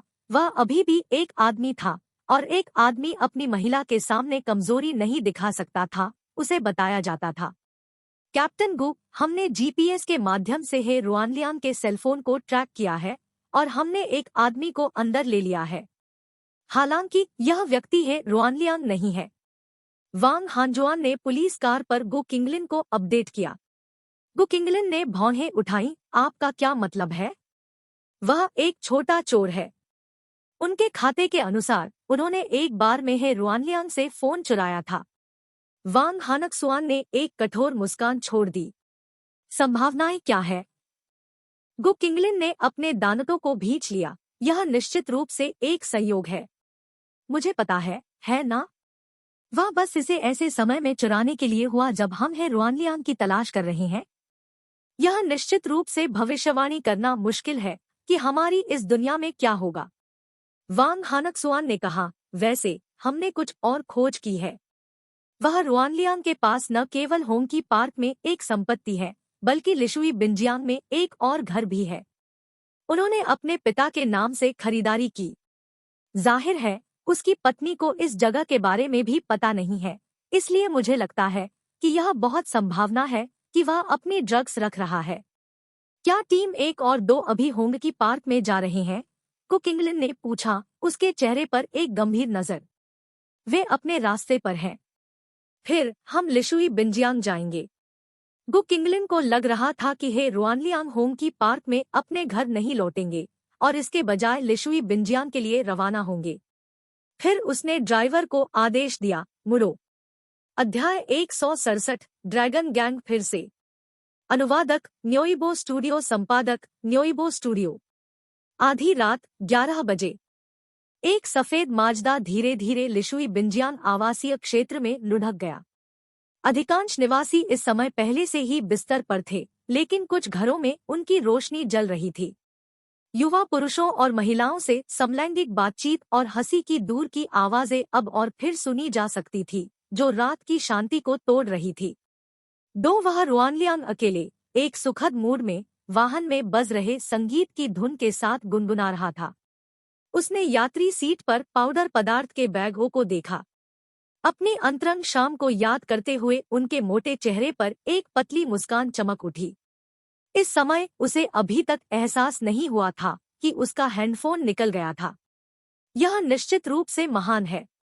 जब से वह मेट बेचने में आया, तब से उसे लाभ उठाने के लिए मीठी युवा लड़कियों को खोजने में कोई समस्या नहीं थी। अस्पताल ने सालाना युवा नर्सों के कई बैचों की भर्ती की, उनमें से कई एकल लड़कियां थीं, युवा और नाजुक। और जो लोग इन मानदंडों को पूरा करते हैं, उन्हें उनके फिलेंडर तरीकों के अधीन किया जाएगा। कोई कह सकता है कि उसने अकेले ही नर्सिंग कॉर्प के फूल की छंटाई की थी। यदि वह इन निष्पक्ष बांधों को लुभाने में विफल रहता है, या तो प्रदान किए गए एहसानों या जबरदस्ती से, वह बस एक और अधिक बैकहैंड विकल्प का उपयोग करने का सहारा लेगा। उन्हें केवल अस्पताल के सामाजिक कार्यक्रमों के दौरान अपने पेय को बढ़ाने की आवश्यकता होगी, और धीरे धीरे वे अपने ज्ञान के बिना दवा पर निर्भर हो जाएंगे। आमतौर पर 2 महीने के भीतर वे उसके हाथों में खिलौने बन जाएंगे। यह वास्तव में इतना आसान था क्योंकि पीड़ित कितने भी मजबूत इरादों वाले क्यों न हो, वे संभवतः वापसी के भयानक लक्षणों से निपट नहीं सकते थे जब आगरा शुरू हुआ था। एक सुंदर दृश्य एक सपने के लिए कोई मुकाबला नहीं है, क्योंकि सपने में घास सुगंधित होती है। वह रुआनलियांग ने अपने शरीर को हिलाया जब वह ड्राइव कर रहा था, बेहिचक और अच्छा जीवन जीने के लिए उत्साहित महसूस कर रहा था। देर से वह शायद ही घर वापस गया था। वह अपनी पत्नी के बूढ़े चेहरे को देखने से नहीं चूकता था, या उस बदसूरत बूढ़े हाक को, जैसा कि उसने उसे बुलाया था। जल्द ही सफेद माजदा अपने गंतव्य पर पहुंच गया। भूमिगत पार्किंग गैरेज में अपना रास्ता बनाते ही यह धीमा हो गया। जियांगचेंग का एक अपमार्केट आवासीय क्षेत्र होने के नाते लिशुई बिंजियांग के निवासी अमीर ऊपरी परत से थे। पार्किंग गैरेज महंगी लग्जरी कारों से भरा था, जिनकी कीमत सैकड़ों हजारों थी। वह रुआनलियांग का सफेद माजदा इस बड़ी मछलियों के तालाब में जगह से बाहर लग रहा था, लेकिन यह जल्द ही बदल जाएगा, उसने खुद को सोचा। वह रुआनलियांग अपनी कार पार्क करने के बाद अपने हैंडफोन की तलाश कर रहा था, लेकिन वह कहीं नहीं मिला। वह कार से बाहर निकला, अपने शरीर के आधे हिस्से को अपने बट से चिपकाकर वापस अंदर फंसा दिया, और वाहन के अंदर फिर से अच्छी तरह से खोज की, लेकिन फिर भी कुछ नहीं मिला। उसने उस शाम अपनी गतिविधियों का सावधानीपूर्वक पता लगाया, और अचानक याद आया कि जब वह बार में आकस्मिक रूप से घूम रहा था तो कोई उससे टकरा गया था। उसने याद किया, यहाँ तक कि अजनबी पर उसके अंदर चलने के लिए चिल्लाया। उसे अब एहसास हुआ कि उसका फोन उस जेब बीनने वाले ने ले लिया होगा। पब फ्यूचर द्वारा विज्ञापन। नहीं, उसका सुखद मूड तुरंत एक कश में गायब हो गया। वह रुआनलियांग अपनी कार के टायर को लात मारते हुए सरासर हताशा में जोर से चिल्लाया। उसने चोर को शाप दिया, एक पागल के बेटे, मुझे तुम्हें फिर से देखने मत दो। अगर मैं तुम्हें फिर से देखता हूँ तो मैं तुम्हें मार दूंगा। उसने कार का दरवाजा खटखटाया और अपनी कार को लॉक करने के लिए अपनी चाबी दबा दी। क्लिक करना, क्लिक करना, क्लिक करना। तभी अंडरग्राउंड कार पार्क के अंदर की लाइट एक एक करके बंद हो गई। इससे पहले कि वह एक और सांस ले पाता, पूरा कार पार्क पूरी तरह से अंधेरे में था। तुरंत निकास पर आपातकालीन रोशनी स्वचालित रूप से चालू हो गई और चमकने लगी, जिससे वह अंधेरे में अपना रास्ता बना सके। फिर भी अंधेरा सर्वव्यापी था, जिसमें कुछ निकास रोशनी 2 बिट स्टेज प्रोडक्शन में महत्वहीन समर्थन अभिनेताओं की तरह दिखाई दे रही थी। उनके द्वारा उत्सर्जित अस्थिर चमक ने ऐसा महसूस कराया कि उन्हें किसी भी समय छीन लिया जा सकता है। अंधेरे में एक भयानक हवा विशाल विशाल पार्किंग क्षेत्र में व्याप्त लग रही थी। एक घूंट वह रुआनलियांग ने अपनी कुछ नसों को वापस पाने से पहले फिर से निगल लिया। फिर उन्होंने एक बार फिर शाप दिया, इस बार झुंझलाहट में, इस गैरेज में बिजली में फिर से समस्या आ रही है। सेवा प्रदाता वास्तव में भगवान का कचरा है। अगर मैं कल प्रबंधन को शिकायत नहीं भेजता हूँ तो मैं अपना परिवार का नाम छोड़ रहा हूँ। उन्होंने अभी अस्पताल के निदेशक का संयम नहीं रखा, मुखौटा फेंक दिया और अपने असली बदसूरत स्वभाव को प्रकट किया। रुआनलियांग के लिए शांत अंधेरे में अचानक एक आवाज बजी जो विशाल खालीपन में गूंज रही थी।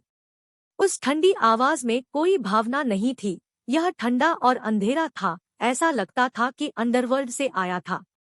तुम कौन हो? वह रुआनलियांग डर से उछल पड़ा, अपना सिर आवाज की दिशा की ओर मोड़ दिया। मंद रोशनी में वह ग्रे कोट, काली पैंट और सफेद जूते पहने हुए एक व्यक्ति को धीरे धीरे उसकी ओर चला सकता था। वह अपने दाहिने हाथ में चाकू के साथ खेलता था, लापरवाही से उसे घुमाता था क्योंकि ब्लेड मंद चमक में परिलक्षित होता था। एक जानलेवा इरादा। उसके बाल खत्म हो गए थे और एक ठंडा पसीना फूट गया क्योंकि उसे आ रही आकृति से आने वाले खतरे की प्रबल भावना महसूस हुई। पब फ्यूचर द्वारा विज्ञापन। क्या उसकी हत्या होने वाली थी? वह रुआनलियांग ने अचानक तापमान को हिमांक बिंदु तक गिरते हुए महसूस किया क्योंकि वह डर से अनियंत्रित रूप से हिल गया था। उसने हिलती हुई आवाज में आने वाले आदमी को पुकारा, कौन? आप कौन हैं? आप क्या करने की योजना बना रहे हैं? वह उस व्यक्ति का चेहरा नहीं बना सकता था जो अभी भी अंधेरे से ढका हुआ था। ग्रे कोट में आकृति चुप रही, लेकिन उसने अब अपनी गति पकड़ ली। अंधेरे को तोड़ते हुए वह एक भूखे भेड़िए की तरह अपने शिकार का पीछा कर रहा था। डर के मारे ही रुआनलियांग ने अपना संयम खो दिया, जहां वह खड़ा था और खुद का बचाव करने का साहस नहीं जुटा पा रहा था। तेज आकृति उसके सामने प्रेत की तरह प्रकट हुई। धमाका। एक शक्तिशाली छलांग के साथ आकृति है रुआनलियांग की ओर घिरी, बीच हवा में घूम रही थी, और जैसे ही वह अपने पैरों पर उतरा, उसका चाकू हाथ एक मेहराब में बह गया, जिससे ब्लेड है रुआनलियांग के बाएं कंधे में गहराई तक गिर गया। अपने दिमाग में उसने एक महान भूरे भेड़िए को चित्रित किया जो अंधेरे के माध्यम से छलांग लगा रहा था और अपने मांस में गहराई से अपने गंदे दांतों को डुबो रहा था। क्या वह इस नश्वर घाव के आगे घुटने टेक देगा? गहरा घाव करना। उसके घाव से ताजा चमकदार लाल खून बह रहा था क्योंकि उसके पूरे बाएं हिस्से में एक कष्टदायी दर्द था। सदमे ने उसके सिर पर प्रकाश की उज्जवल चमक भेजी और क्षण भर में वह अंधा हो गया। इससे पहले कि वह प्रतिक्रिया दे पाता, उसके हमलावर की गति के बल ने उसे एक लंबा रास्ता पीछे धकेल दिया, जमीन पर दुर्घटनाग्रस्त हो गया। विचलित है रुआनलियांग जमीन पर रहा जहां वह गिर गया, ब्लेड उसके कंधे में फंस गया। दर्द से रोते हुए वह अपने हमलावर को धीरे धीरे उसकी ओर बढ़ते हुए देख रहा था। जैसे ही आदमी करीब आया, हे रुआनलियांग ने हिलते हुए ऊपर देखा। उसने आदमी को बाहर निकालने की कोशिश की, फिर डर और अविश्वास में आंखें चौड़ी करके उसका जबड़ा खुल गया क्योंकि उसने चेहरे को पहचान लिया। यह तुम हो?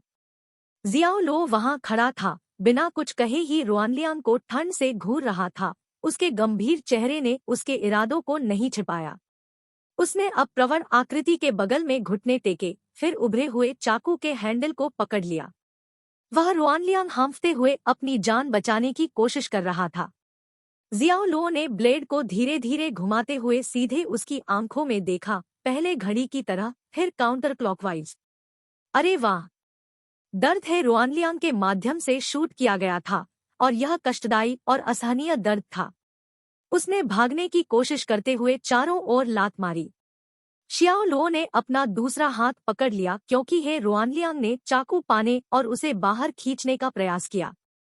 उसका बायां हाथ दर्द से पूरी तरह से जम गया था। वह अब अपनी बाह को महसूस नहीं कर सकता था, बस उसके मांस के जलने के दर्द को टुकड़े टुकड़े किया जा रहा था। जैसे ही जियाओ लो रुका, हे रुआनलियांग ने अपने जीवन के लिए भीख मांगी, मुझे मत मारो, मैं आपको बहुत पैसा दे सकता हूँ, मैं आपके लो वर्कशॉप को भी बहुत सारा व्यवसाय दे सकता हूँ। उन्होंने कभी कल्पना नहीं की थी कि लो वर्कशॉप का मालिक इतना ठंडा दिल हत्यारा हो सकता है। अगर उसे पता होता तो वह कभी भी सन यू पर एक उंगली भी नहीं रखता। जियाओ लो अपने मोटे पसीने से तरबतर चेहरे के करीब झुक गया और धीरे धीरे उसके कानों में बोला, मैं केवल आपको अभी जीवित रखना चाहता हूँ। वह धीरे से बोला, लेकिन हर शब्द ने उसके इरादे को व्यक्त किया कि यह रात है रुआनलियांग के लिए एक भयानक मौत के साथ समाप्त होगी। उन्होंने महसूस किया कि उनकी आत्मा ने उसी क्षण उन्हें छोड़ दिया। उसका चेहरा आतंक से पीला पड़ गया था और आशा के अंतिम किनारा को पकड़ते हुए उसने शांति से बोलने का प्रयास किया, मैं ड्रैगन गैंग का हिस्सा हूँ। अगर आप मुझे मारते हैं तो आपको हमारे गिरोह के क्रोध का सामना करना पड़ेगा। जियांगचेंग में अब आपके पास जगह नहीं होगी। ड्रैगन गैंग फिर से। शियाओ लो हंसे। एक ठंडी सन की हंसी। अध्याय 168 ठंडे खून वाला। अनुवादक न्योइबो स्टूडियो, संपादक न्योइबो स्टूडियो। अंधेरे में लेटे हुए हे रुआनलियांग का रोटुन रूप एक खून से लथपथ गड़बड़ था, डर के साथ उसकी चौड़ी आंखें क्योंकि पसीना उसके मोटे थोड़ी रहित चेहरे से नीचे बह रहा था। उसने भयानक आतंक में जियाओ लो की भ्रष्ट मुस्कान को देखा, इस हद तक कि उसने सांस लेने की भी हिम्मत नहीं की। जियाओ लो के उन 4 छोटे शब्दों ने उसे वह सब कुछ बताया जो उसे जानने की जरूरत थी कि उसके साथ क्या होने वाला था। क्या यह वह आदमी नहीं था जिसने 12 सितंबर की घटना में अकेले ड्रैगन गैंग का सामना किया था? गिरोह प्रवर्तनकर्ता गो जियांगहो ने जियाओ लो के खिलाफ अपने 100 से अधिक सेनानियों का नेतृत्व किया था, लेकिन रेड कुडगेल को हराया गया और उस दुर्भाग्यपूर्ण रात को उसके सभी गिरोह के सदस्यों के साथ मार दिया गया। उन्होंने जेसी में मौजूद एक अंदरूनी सूत्र से सुना था कि एक ही लड़ाके ने उस घटना में गैंगस्टरों के एक पूरे समूह का सफाया कर दिया था। कुछ प्रोविडेंस द्वारा जेसी द्वारा किए गए कुछ कार्यों के माध्यम से उनकी मदद की गई थी। क्या 12/9 की घटना का इस आदमी से कोई लेना देना हो सकता है? बिना किसी तार्किक कारण के उसके दिमाग में यादृच्छिक विचार कौंध रहे थे क्योंकि वह अपने उत्पीड़क जियाओ लो की अशुभ उपस्थिति से डर में सिकुड़ गया था। शियाओ लो हे रुआनलियांग के बाएं कंधे से चिपके चाकू के पास पहुंचे, उसे कसकर पकड़ लिया और उसे बाहर निकाल दिया। ऐसा करते हुए उन्होंने उस परिचित ठंडी आवाज में कहा, लांग संकुई अपने 3000 सेनानियों के बारे में गर्व करता है।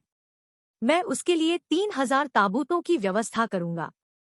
एक और शब्द के बिना ब्लेड नीचे आया और हे रुआनलिंग की खुली हथेली को छेद दिया, इसे जमीन पर पिन कर दिया। बहुत बहुत धन्यवाद। दर्द असहनीय था और चीखें अब अनियंत्रित है। जियाओ लो क्रूरता से मुस्कुराया। उसने एक बार फिर हथेली से ब्लेड निकाल लिया। उसका ध्यान है रुआनलियांग के कांपते शरीर के अन्य हिस्सों पर चला गया क्योंकि मोटा आदमी फुसफुसा रहा था। जियाओ लो ने अपने ब्लेड को एक सर्जन के स्केलपेल की तरह चलाया क्योंकि उसने मक्खन के माध्यम से चाकू की तरह अपने शिकार के धड़ के मांसल हिस्सों को भर दिया। उन्होंने सभी शारीरिक कार्यों पर नियंत्रण खो दिया, बेशर्मी से दर्द और पीड़ा के रोने के बीच अपने तरल पदार्थों का निर्वहन किया। खाली जगह में उसकी चीखें गूंज रही थी। कुछ ही मिनटों में हे रुआनलियांग मांस और रक्त के खूनी झमेले में बदल गया था। मांस की पट्टियां रिबन की तरह लटकी हुई थी, जहां उसकी शर्ट फाड़ दी गई थी। उसके खुले घावों से प्रचुर मात्रा में खून बह रहा था। उसके कपड़ों में जो कुछ बचा था वह एक रुग्ण लाल रंग में सना हुआ था। उसके माथे पर एक गैपिंग निशान खींचा गया था जिससे उसकी खोपड़ी की सफेद हड्डी का पता चलता था। कट गहरा था और उसकी ठोड़ी के दाईं ओर जारी था, जिससे उसका चेहरा ऐसा दिखाई दे रहा था जैसे वह एक तरफ गिर रहा था। वह रुआनलियांग का शरीर अब अनियंत्रित रूप से हिल रहा था, जैसे कि मौत के अपने अंतिम चरण में। उसका शरीर जल्द ही सदमे की स्थिति में आ रहा था और वह केवल जियाओ लो को खाली देखता था। वह बोलने की कोशिश कर रहा था। उसका मुंह पानी से बाहर एक मछली की तरह खुल रहा था और बंद हो रहा था, यहाँ तक कि उसके अपने खून में भी घुट रहा था। मन ही मन वह अपनी जान की भीख मांगता है। वह कल्पना भी नहीं कर सकता था कि वह इतनी भयानक मौत मर जाएगी। पप फ्यूचर द्वारा विज्ञापन। जियाओ लो आखिरकार उठ खड़ा हुआ।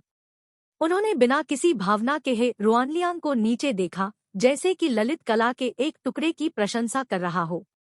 जियाओ लो ने एक भी हमले के साथ अपना जीवन लेने की योजना नहीं बनाई थी और वह चुपचाप इस आदमी को दर्द में पीड़ित देखना चाहता था और अंत में मरने से पहले निराशा में बढ़ना चाहता था। इस आदमी को जल्दी मौत देने का उसका कोई इरादा नहीं था। यह एक लंबा और दर्दनाक होगा। धमाका। हैंडगन की ऊंची आवाज वाली रिपोर्ट ने चुप्पी को भेद दिया। एक गोली अंधेरे में तेजी से गुजरी और अपना निशान पाया, जो जियो लो के बाएं कंधे के पीछे लगी। कम वेग वाले राउंड के प्रभाव ने उसे आगे धकेल दिया, जिससे वह लगभग अलग हो गया। एक विभाजित सेकंड के भीतर उसने शूटर की दिशा की पहचान कर ली थी और सहज रूप से उसने तुरंत हे रुआनलियांग को जमीन से पकड़ लिया। शियाओ लो ने उसे ऊपर खींचा और मानव ढाल की तरह पकड़ लिया। उसे रिहा करो। गु किंगलिन ने अपने टुकड़े को दोनों हाथों में पकड़ लिया, जो उसकी दृष्टि की रेखा के साथ संरेखित था, क्योंकि उसने जल्दी से अपना रास्ता बना लिया था। वह अब उसके सामने खड़ी थी, अपने शूटिंग रुख में, उसका बायां पैर थोड़ा आगे की ओर, अपने गालों को अपनी आंखों से बंदूक को अस्तर करने वाले अपने बाइसेप्स के करीब गिरा रहा था। एक कठोर आवाज के साथ उसने उसे चेतावनी दी कि वह कोई कदम न उठाए।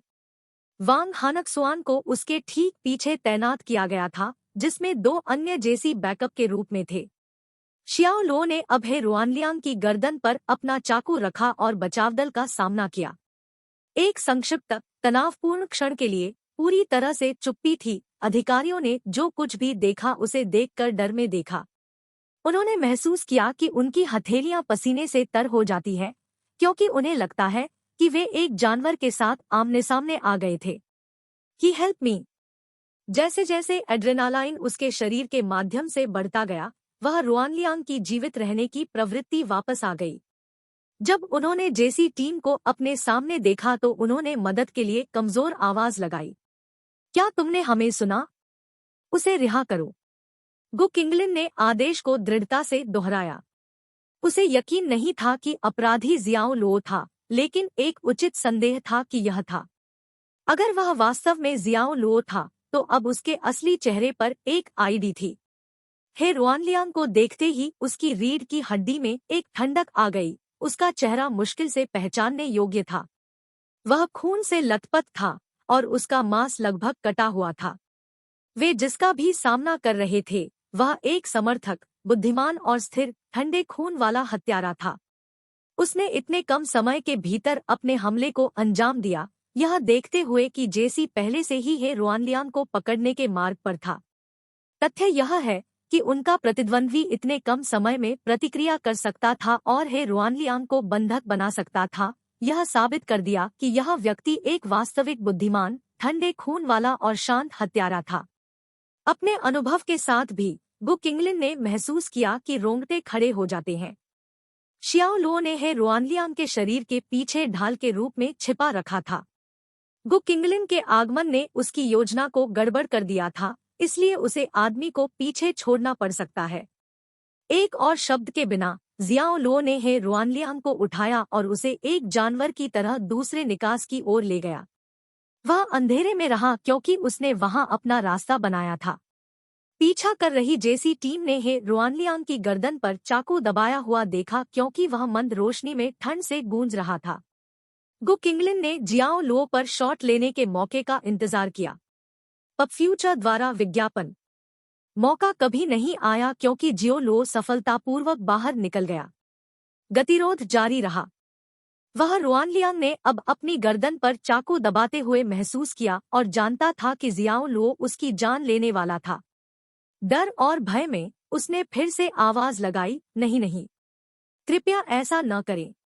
इसे बंद करो, मैं तुम्हें रुकने के लिए कह रहा हूँ, क्या तुम मुझे सुन रहे हो? गु किंगलिन चिल्लाया। वह समझ सकता था कि जल्द ही क्या होने वाला है। वह अपने सामने बेरहमी से ले जाए गए मानव जीवन के बारे में सोचकर कांप उठी। फिर एक ग्रंथ की आवाज। चाकू बेरहमी से हे रुआनलियांग के गले में घुस गया और एक पल में खून निकल गया। लानत है। गु किंगलिन ने अपनी भावनाओं पर नियंत्रण खो दिया और तुरंत गोली चला दी। धमाका, धमाका, धमाका। बाहर निकलने के इलाके में गोलियों की बौछार हो गई। लेकिन जियाओ लो पहले ही भाग गया था और गोलियां दीवार में हानिरहित रूप से दर्ज हुई। जब वे घटनास्थल पर पहुंचे तो हे रुआनलियांग पहले से ही खून से लथपथ मृत पड़ा था। उसकी आंखें खुली थी, दीवार को खाली घूर रही थी। वह क्रूर है। एक ठंडे खून वाला हत्यारा, वांग हानजुआन ने लाश को घूरते हुए कहा। गु किंगलिन गुस्से में थी। अपने दांतों को भींचते हुए उसने आदेश दिया, तुरंत मुख्यालय को एक अनुरोध भेजे। आपराधिक संदिग्ध जियाओ लो के लिए गिरफ्तारी का वारंट प्राप्त करें। उसकी आंखों के सामने अपराध करना न केवल उसका अपमान था बल्कि कानून का भी अपमान था। उसे हर कीमत पर पकड़ा जाना चाहिए। वह कानून के लंबे हाथ से बच नहीं सकता। समझ में आया। वांग हानकसुआन ने सिर हिलाया और उसके आदेश को स्वीकार किया। शियाओ लो ग्वांगमिंग पार्क में पहाड़ों पर मंडप में पहुंचे। भले ही गु किंगलिन का शॉट जानलेवा नहीं था, लेकिन गोली उसके कंधे में गहराई तक धंस गई थी, जिससे प्रभावित क्षेत्र में रक्तस्राव और बड़े पैमाने पर आघात हुआ। रक्त की हानि ने नाटकीय रूप से उनकी शारीरिक और मानसिक स्थिति को प्रभावित किया। उसने धीरे धीरे अपने हाथ को चोट की ओर वापस बढ़ाया और अपने दांतों को भींचते हुए अपनी उंगली को घाव में धकेल दिया, स्लग को बाहर निकालने का प्रयास किया। जैसे ही उसकी उंगली घाव में पहुंची, घाव से एक तेज दर्द हुआ। उसका चेहरा पीड़ा में मुड़ गया। एक लंबे पीड़ादायक समय की तरह लग रहा था। आखिरकार वह अपनी चोट से गोली निकालने में कामयाब रहा। उसने महसूस किया कि उसके पैर गिर रहे हैं और वह जमीन पर गिर गया। ठंडे खून से लथपथ हत्यारा लुढ़क गया और जहां वह गिरा वहीं लेट गया। उसका चेहरा पीला पड़ गया। अध्याय 169। ग्रेड ए खतरनाक कार्मिक। अनुवादक न्योइबो स्टूडियो, संपादक न्योइबो स्टूडियो। हाँ, मेजबान पर गंभीर चोट का पता चला। जीवन ऊर्जा तेजी से कम हो रही है। सिस्टम स्वचालित रूप से मेजबान खाते से 1,00,000 उपचार बिंदु काट लेगा। जीनियस सिस्टम से एक भावनाहीन डिजिटल अधिसूचना उनके सिर के अंदर खेली गई। जैसा कि जियाओ लो चेतना खोने वाला था, वह अपनी पीठ पर चोट से जलन महसूस कर सकता था। ऐसा लग रहा था जैसे आग लग गई हो। हालांकि इससे चोट नहीं लगी और न ही खुजली हुई, बल्कि इसके बजाय यह धीरे धीरे काफी आरामदायक महसूस करने लगा, जैसे चोट पर धीरे से रखा गया एक बड़ा और गर्म हाथ। क्या उपचार के लिए 1,00,000 अंक की कटौती करें? शियाओ लो अविश्वसनीय रूप से हंसे क्योंकि उन्होंने सवाल किया कि सिस्टम उनकी मंजूरी के बिना जबरन अंक कैसे काट सकता है। उसे जोर से चिल्लाने की इच्छा महसूस हुई। हालांकि दूसरी तरफ केवल 1,00,000 की लागत के लिए बंदूक की गोली के घाव को ठीक करना काफी चोरी था। आधी रात हो चुकी थी और पार्क के पहाड़ ठंडे और शांत थे। यहाँ तक कि ऊर्जा बचाने के लिए पहाड़ी पगडंडियों पर पथ की रोशनी भी बंद कर दी गई थी। जियाओ लो मंडप के अंदर पत्थर की बेंच पर अपनी आंखें बंद करके लेट गया, जिससे सिस्टम के उपचार कार्य को अपना काम करने की अनुमति मिली। कुछ ही दूरी पर स्थित इस शहर में पुलिस के सायरन की आवाजें आ रही थी और गश्ती दल की गाड़ियां हवा के झोंके की तरह वहां से गुजर रही थी। इससे उसे कोई खतरा नहीं था क्योंकि हे रुआनलियांग पर हमला करने से पहले ही उसके पास भागने की योजना थी। जिन मार्गों का उपयोग करने की उन्होंने योजना बनाई थी, वे स्काईनेट सिस्टम की छाया में रहेंगे। जेसी अपने निगरानी कैमरों से उसे ट्रैक करने में सक्षम नहीं होगा। उसकी एकमात्र चिंता उसकी पीठ पर गोली के घाव से छोड़े गए निशान थे। वह गु किंगलिन के संदिग्धों की सूची में सबसे ऊपर था।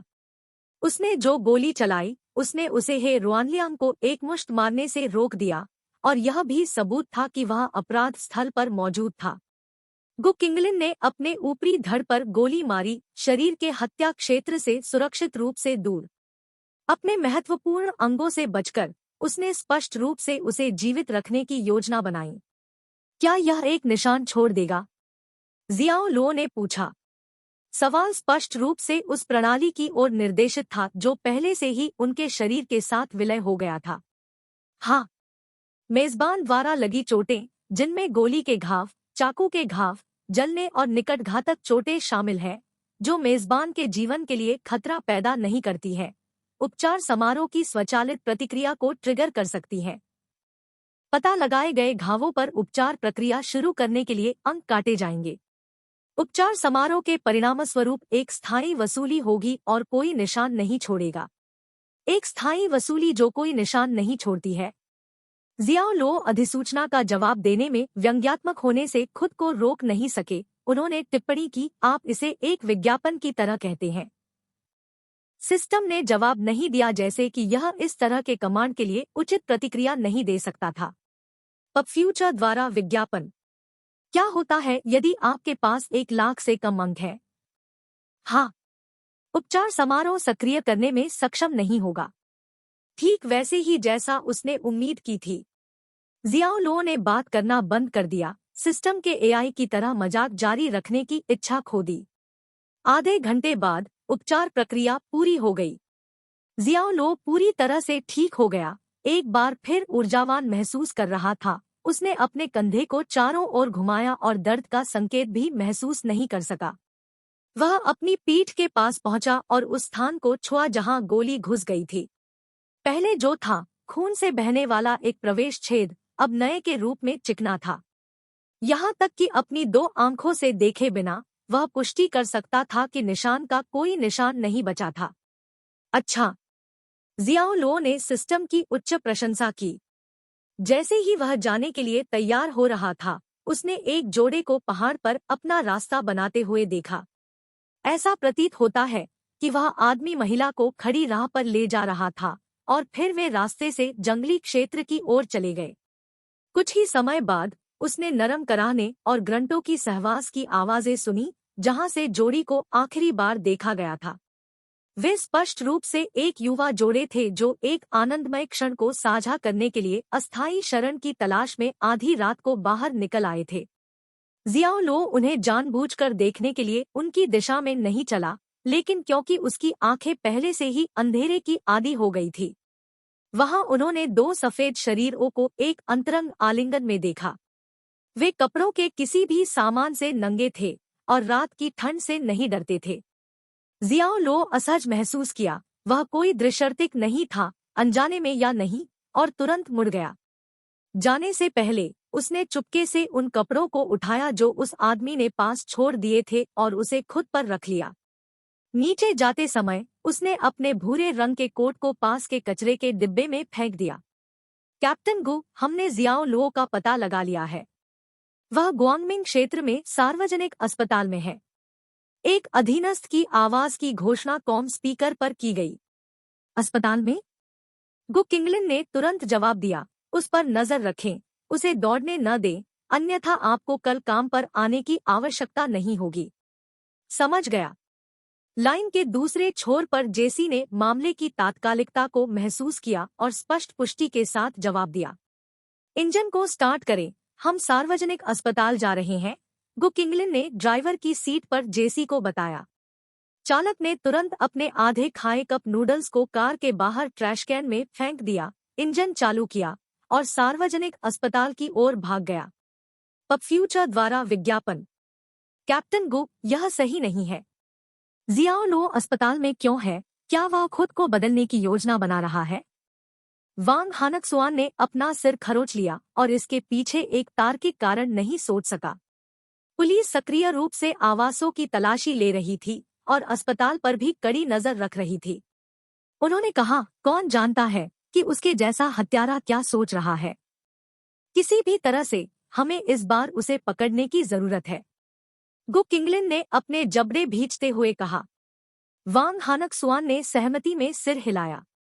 लिशुई बिंजियांग में भूमिगत पार्किंग में हे रुआनलियांग की हत्या के भयावह दृश्य को याद करते हुए वह सिहर गया। यदि अपराधी वास्तव में जियाओ लो था तो वे एक खतरनाक स्थिति में चल रहे होंगे। वह एक क्रूर जानवर था और उसके साथ धोखा नहीं किया जाना था। अस्पताल में वापस सन यू अभी भी आपातकालीन कक्ष में था। बाहर लगभग 7 से 8 जेसी के एक समूह ने अपनी जेब बंदूकें उठाईं और उन्हें आने वाले आंकड़े की ओर इशारा किया। यह एक तनावपूर्ण क्षण था। हर कोई अपने पैर की उंगलियों पर खड़ा रहा। जियाओ लो ने अपने हाथों में एक पेपर कप पकड़ा और उन्हें लापरवाही से देखा। उसके चेहरे पर घबराहट का कोई संकेत नहीं था। जैसे ही जियाओ रुई, तांग रेन और हु शुइरोंग ने देखा, वे घबराहट में जम गए, क्या होने की उम्मीद में अपनी सांस रोक रहे थे। What happened? एनआईएन। ये जेसी जियाओ लो पर अपनी बंदूकें क्यों तान रहे हैं? और ये जेसी इतने घबराए हुए क्यों दिखते हैं? उनके दिमाग में कई सवाल घूम रहे थे।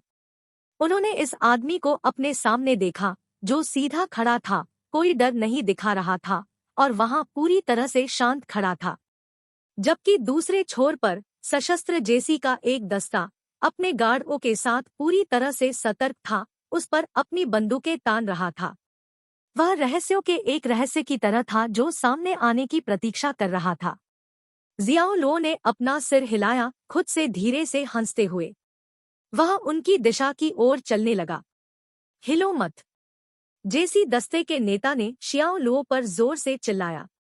जियाओ लो ने अपने हाथों में पेपर कप हिलाया और कहा, चिंता मत करो, मैं बस एक कप पानी लेने जा रहा हूँ।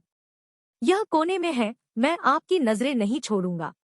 जैसे ही वह बोला, उसने कमरे के कोने में पानी के डिस्पेंसर की ओर बढ़ना जारी रखा। जेसी से प्रतिक्रिया की प्रतीक्षा नहीं की। बंदूकें उसके पीछे आ गई क्योंकि वह उनके पास से आगे बढ़ रहा था। कुछ जेसी के माथे पर पसीने की फसल बनती दिखाई दे रही थी। उन्हें प्राप्त जानकारी से जियाओ लो एक ग्रेड ए खतरनाक व्यक्ति था। स्थिति का परिप्रेक्ष्य प्राप्त करने के लिए एक बैंक लुटेरे को ग्रेड बी के रूप में लेबल किया जाएगा। इसलिए जेसी अधिकारी कल्पना नहीं कर सकते थे कि उनके सामने यह व्यक्ति कितना खतरनाक था। उसने इसे खो दिया। एक जेसी के रूप में उसकी प्रवृत्ति ने उसे बताया कि इसमें कोई संदेह नहीं था, ठंडे खून वाला हत्यारा जियाओ लो था। हालांकि अगर यह वास्तव में जियाओ लो था तो यह कैसे संभव था कि वह उस पर गोली का घाव नहीं ले गया था? कोई तार्किक स्पष्टीकरण नहीं था। कैप्टन गु, ऐसा लगता है कि हमने गलती की है, हत्यारा वह नहीं है। वांग हानक्सुआन उसके पास गया और चुपचाप उससे बात की। वह एक तरह से थोड़ा राहत महसूस कर रहा था कि उसने शियाओ लो की पीठ पर घाव नहीं देखा। इसका मतलब था कि वे हे रुआनलियांग की हत्या के लिए जियो लो को संदिग्ध सूची से हटा सकते थे। पब फ्यूचर द्वारा विज्ञापन। यह वह नहीं है। यह संभवतः वह कैसे नहीं हो सकता है? गु किंगलिन लगभग खुद को पागल महसूस कर सकता था। वह अब 8 साल से बल में काम कर रही थी और वह कभी भी ऐसी स्थिति में नहीं थी जहां उसकी कटौती और सिद्धांत इतने गलत थे। इसने न केवल मामलों को सफलतापूर्वक सुलझाने के इतने लंबे इतिहास के बाद उनके गौरव और आत्मविश्वास को चोट पहुंचाई थी, बल्कि इसने उन्हें भविष्य की जांच करने की उनकी क्षमता पर भी सवाल उठाया था। हे रुआनलियांग, एकमात्र व्यक्ति जो उन्हें पूरे जियांगचेंग के दवा बाजार को नीचे लाने के लिए पर्याप्त सबूत दे सकता है, मर चुका है। चोट पर नमक छिड़कने के लिए हत्यारे की उनकी जांच अब लड़खड़ा गई थी। जियाओ लो का आराम से सिलहुट अब उससे दूर जाना उसके चेहरे पर एक थप्पड़ की तरह था। गु किंगलिन महसूस कर सकती थी कि उसका खून उबल रहा था क्योंकि क्रोध उसकी अच्छी समझ पर हावी हो गया था। उसने अपनी मुट्ठी कसकर भींच ली और कुछ ही सेकंड के भीतर दिमरे फिगर जियाओ लो तक पहुंच गया था। जियाओ लो! गु किंगलिन चिल्लाई क्योंकि वह बिना किसी चेतावनी के उसकी ओर उड़ गई। वह सेकंड के भीतर उस पर थी और उसने अपनी मुट्ठी को एक विस्तृत मेहराब में फेंक दिया जो उसके फ्लैंक पर हमला कर रहा था। जियाओ लो ने सहज रूप से प्रतिक्रिया व्यक्त की, यहाँ तक कि बिना देखे आने वाले हमले को भांपते हुए वह तुरंत कूद गया क्योंकि वह अपने प्रतिद्वंद्वी को अपनी दृष्टि में रखते हुए सुरुचिपूर्ण ढंग से चारों ओर घूम रहा था। एक सहज गति में उन्होंने अपने दाहिने पैर को पूर्ण संतुलन और नियंत्रण में हवा में बहा दिया था, जिससे झटका कम करने का इरादा था। धमाका! उसके पैर का अंदरूनी हिस्सा घातक आने वाली मुट्ठी से मिला और पानी की 2 गरजती बाढ़ अचानक दुर्घटनाग्रस्त हो गई। भयंकर संघर्ष ने दोनों सेनानियों को वापस फेंक दिया। संतुलन खोने के बाद जमीन पर गिरने के कारण श्याओ लुओ का दाहिना पैर थोड़ा सुन्न महसूस हुआ। गु किंगलिन कुछ कदम पीछे हट गई, लेकिन अपने दाहिने पैर को जमीन पर पटककर खुद को रोक लिया। अपना संयम बनाए रखते हुए वह एक कम रुख में बस गई। वह अपने युवा की रक्षा करने वाले एक क्रूर शिकारी की तरह लग रही थी। दीवार से जुड़ी भारी भरकम प्लास्टिक सीटों की एक पंक्ति की ओर मुड़ते हुए वह एक ही कुर्सी पर बलपूर्वक नीचे उतर गई। रिटेनिंग बोल्ट उड़ गया और कुर्सी धातु के ब्रेस से मुक्त हो गई जिसने इसे जगह पर रखा था। झड़प। गु किंगलिन ने अपने दाहिने पैर के झटके से टूटी हुई कुर्सी को हवा में उठाया, फिर जोर से चिल्लाते हुए अपने पूरे शरीर के बल के साथ एक बार फिर अपने दाहिने पैर को बाहर निकाल दिया। उसने अविश्वसनीय बल के साथ जियाओ लुओ की ओर कुर्सी भेजी। जैसे ही कुर्सी अपने प्रक्षेपवक्र में बलपूर्वक घूमती है, उसने अपने लक्ष्य की ओर बढ़ते हुए एक डरावनी आवाज पैदा की। गति, शक्ति और बेलगाम बल का प्रदर्शन। गु किंगलिन के विस्फोटक क्रोध का परिणाम ऐसा था। वांग हानकसुआन और जेसी ने आकर्षण और अविश्वास में देखा कि उसके कद की एक महिला इतनी दुर्जय शक्ति उत्पन्न कर सकती है। जियाओ लुओ की अभिव्यक्ति कठोर हो गई क्योंकि उन्होंने आने वाली उड़ने वाली वस्तु को ट्रैक किया, फिर उन्होंने एक उच्च राउंडहाउस किक जारी की। फैसी, तेज और बिना किसी हिचकिचाहट के। जियाओ लुओ की प्रतिक्रिया पूर्णता के लिए समय पर थी, जिससे कुर्सी हॉलवे की दीवार में दुर्घटनाग्रस्त हो गई। तेजी से पीछा करते हुए गु किंगलिन उड़ने वाले प्रक्षेप्य के ठीक पीछे भाग गया। जियाओ लुओ की ओर सीधे आगे बढ़ते हुए उसने अपने ऊपरी हिस्से पर प्रहार करने के लिए अपने दाहिने घुटने को पूरी तरह से बाहर की ओर बढ़ाया। इतना काफी है। शियाओ लुओ के पास काफी था। क्रोध बढ़ने के साथ ही उसके चारों ओर एक भयंकर आभा बन गई। वह उसके बाएं फ्लैंक की ओर आगे बढ़ गया, जिससे उसकी गति टूट गई, भले ही उसने अपने बाएं हाथ से प्रहार किया। ठंडे स्टील की तरह उसका हड़ताली हाथ गु किंगलिन की गर्दन पर लक्षित था। दुष्ट और निर्दयी, अद्वितीय और शक्तिशाली।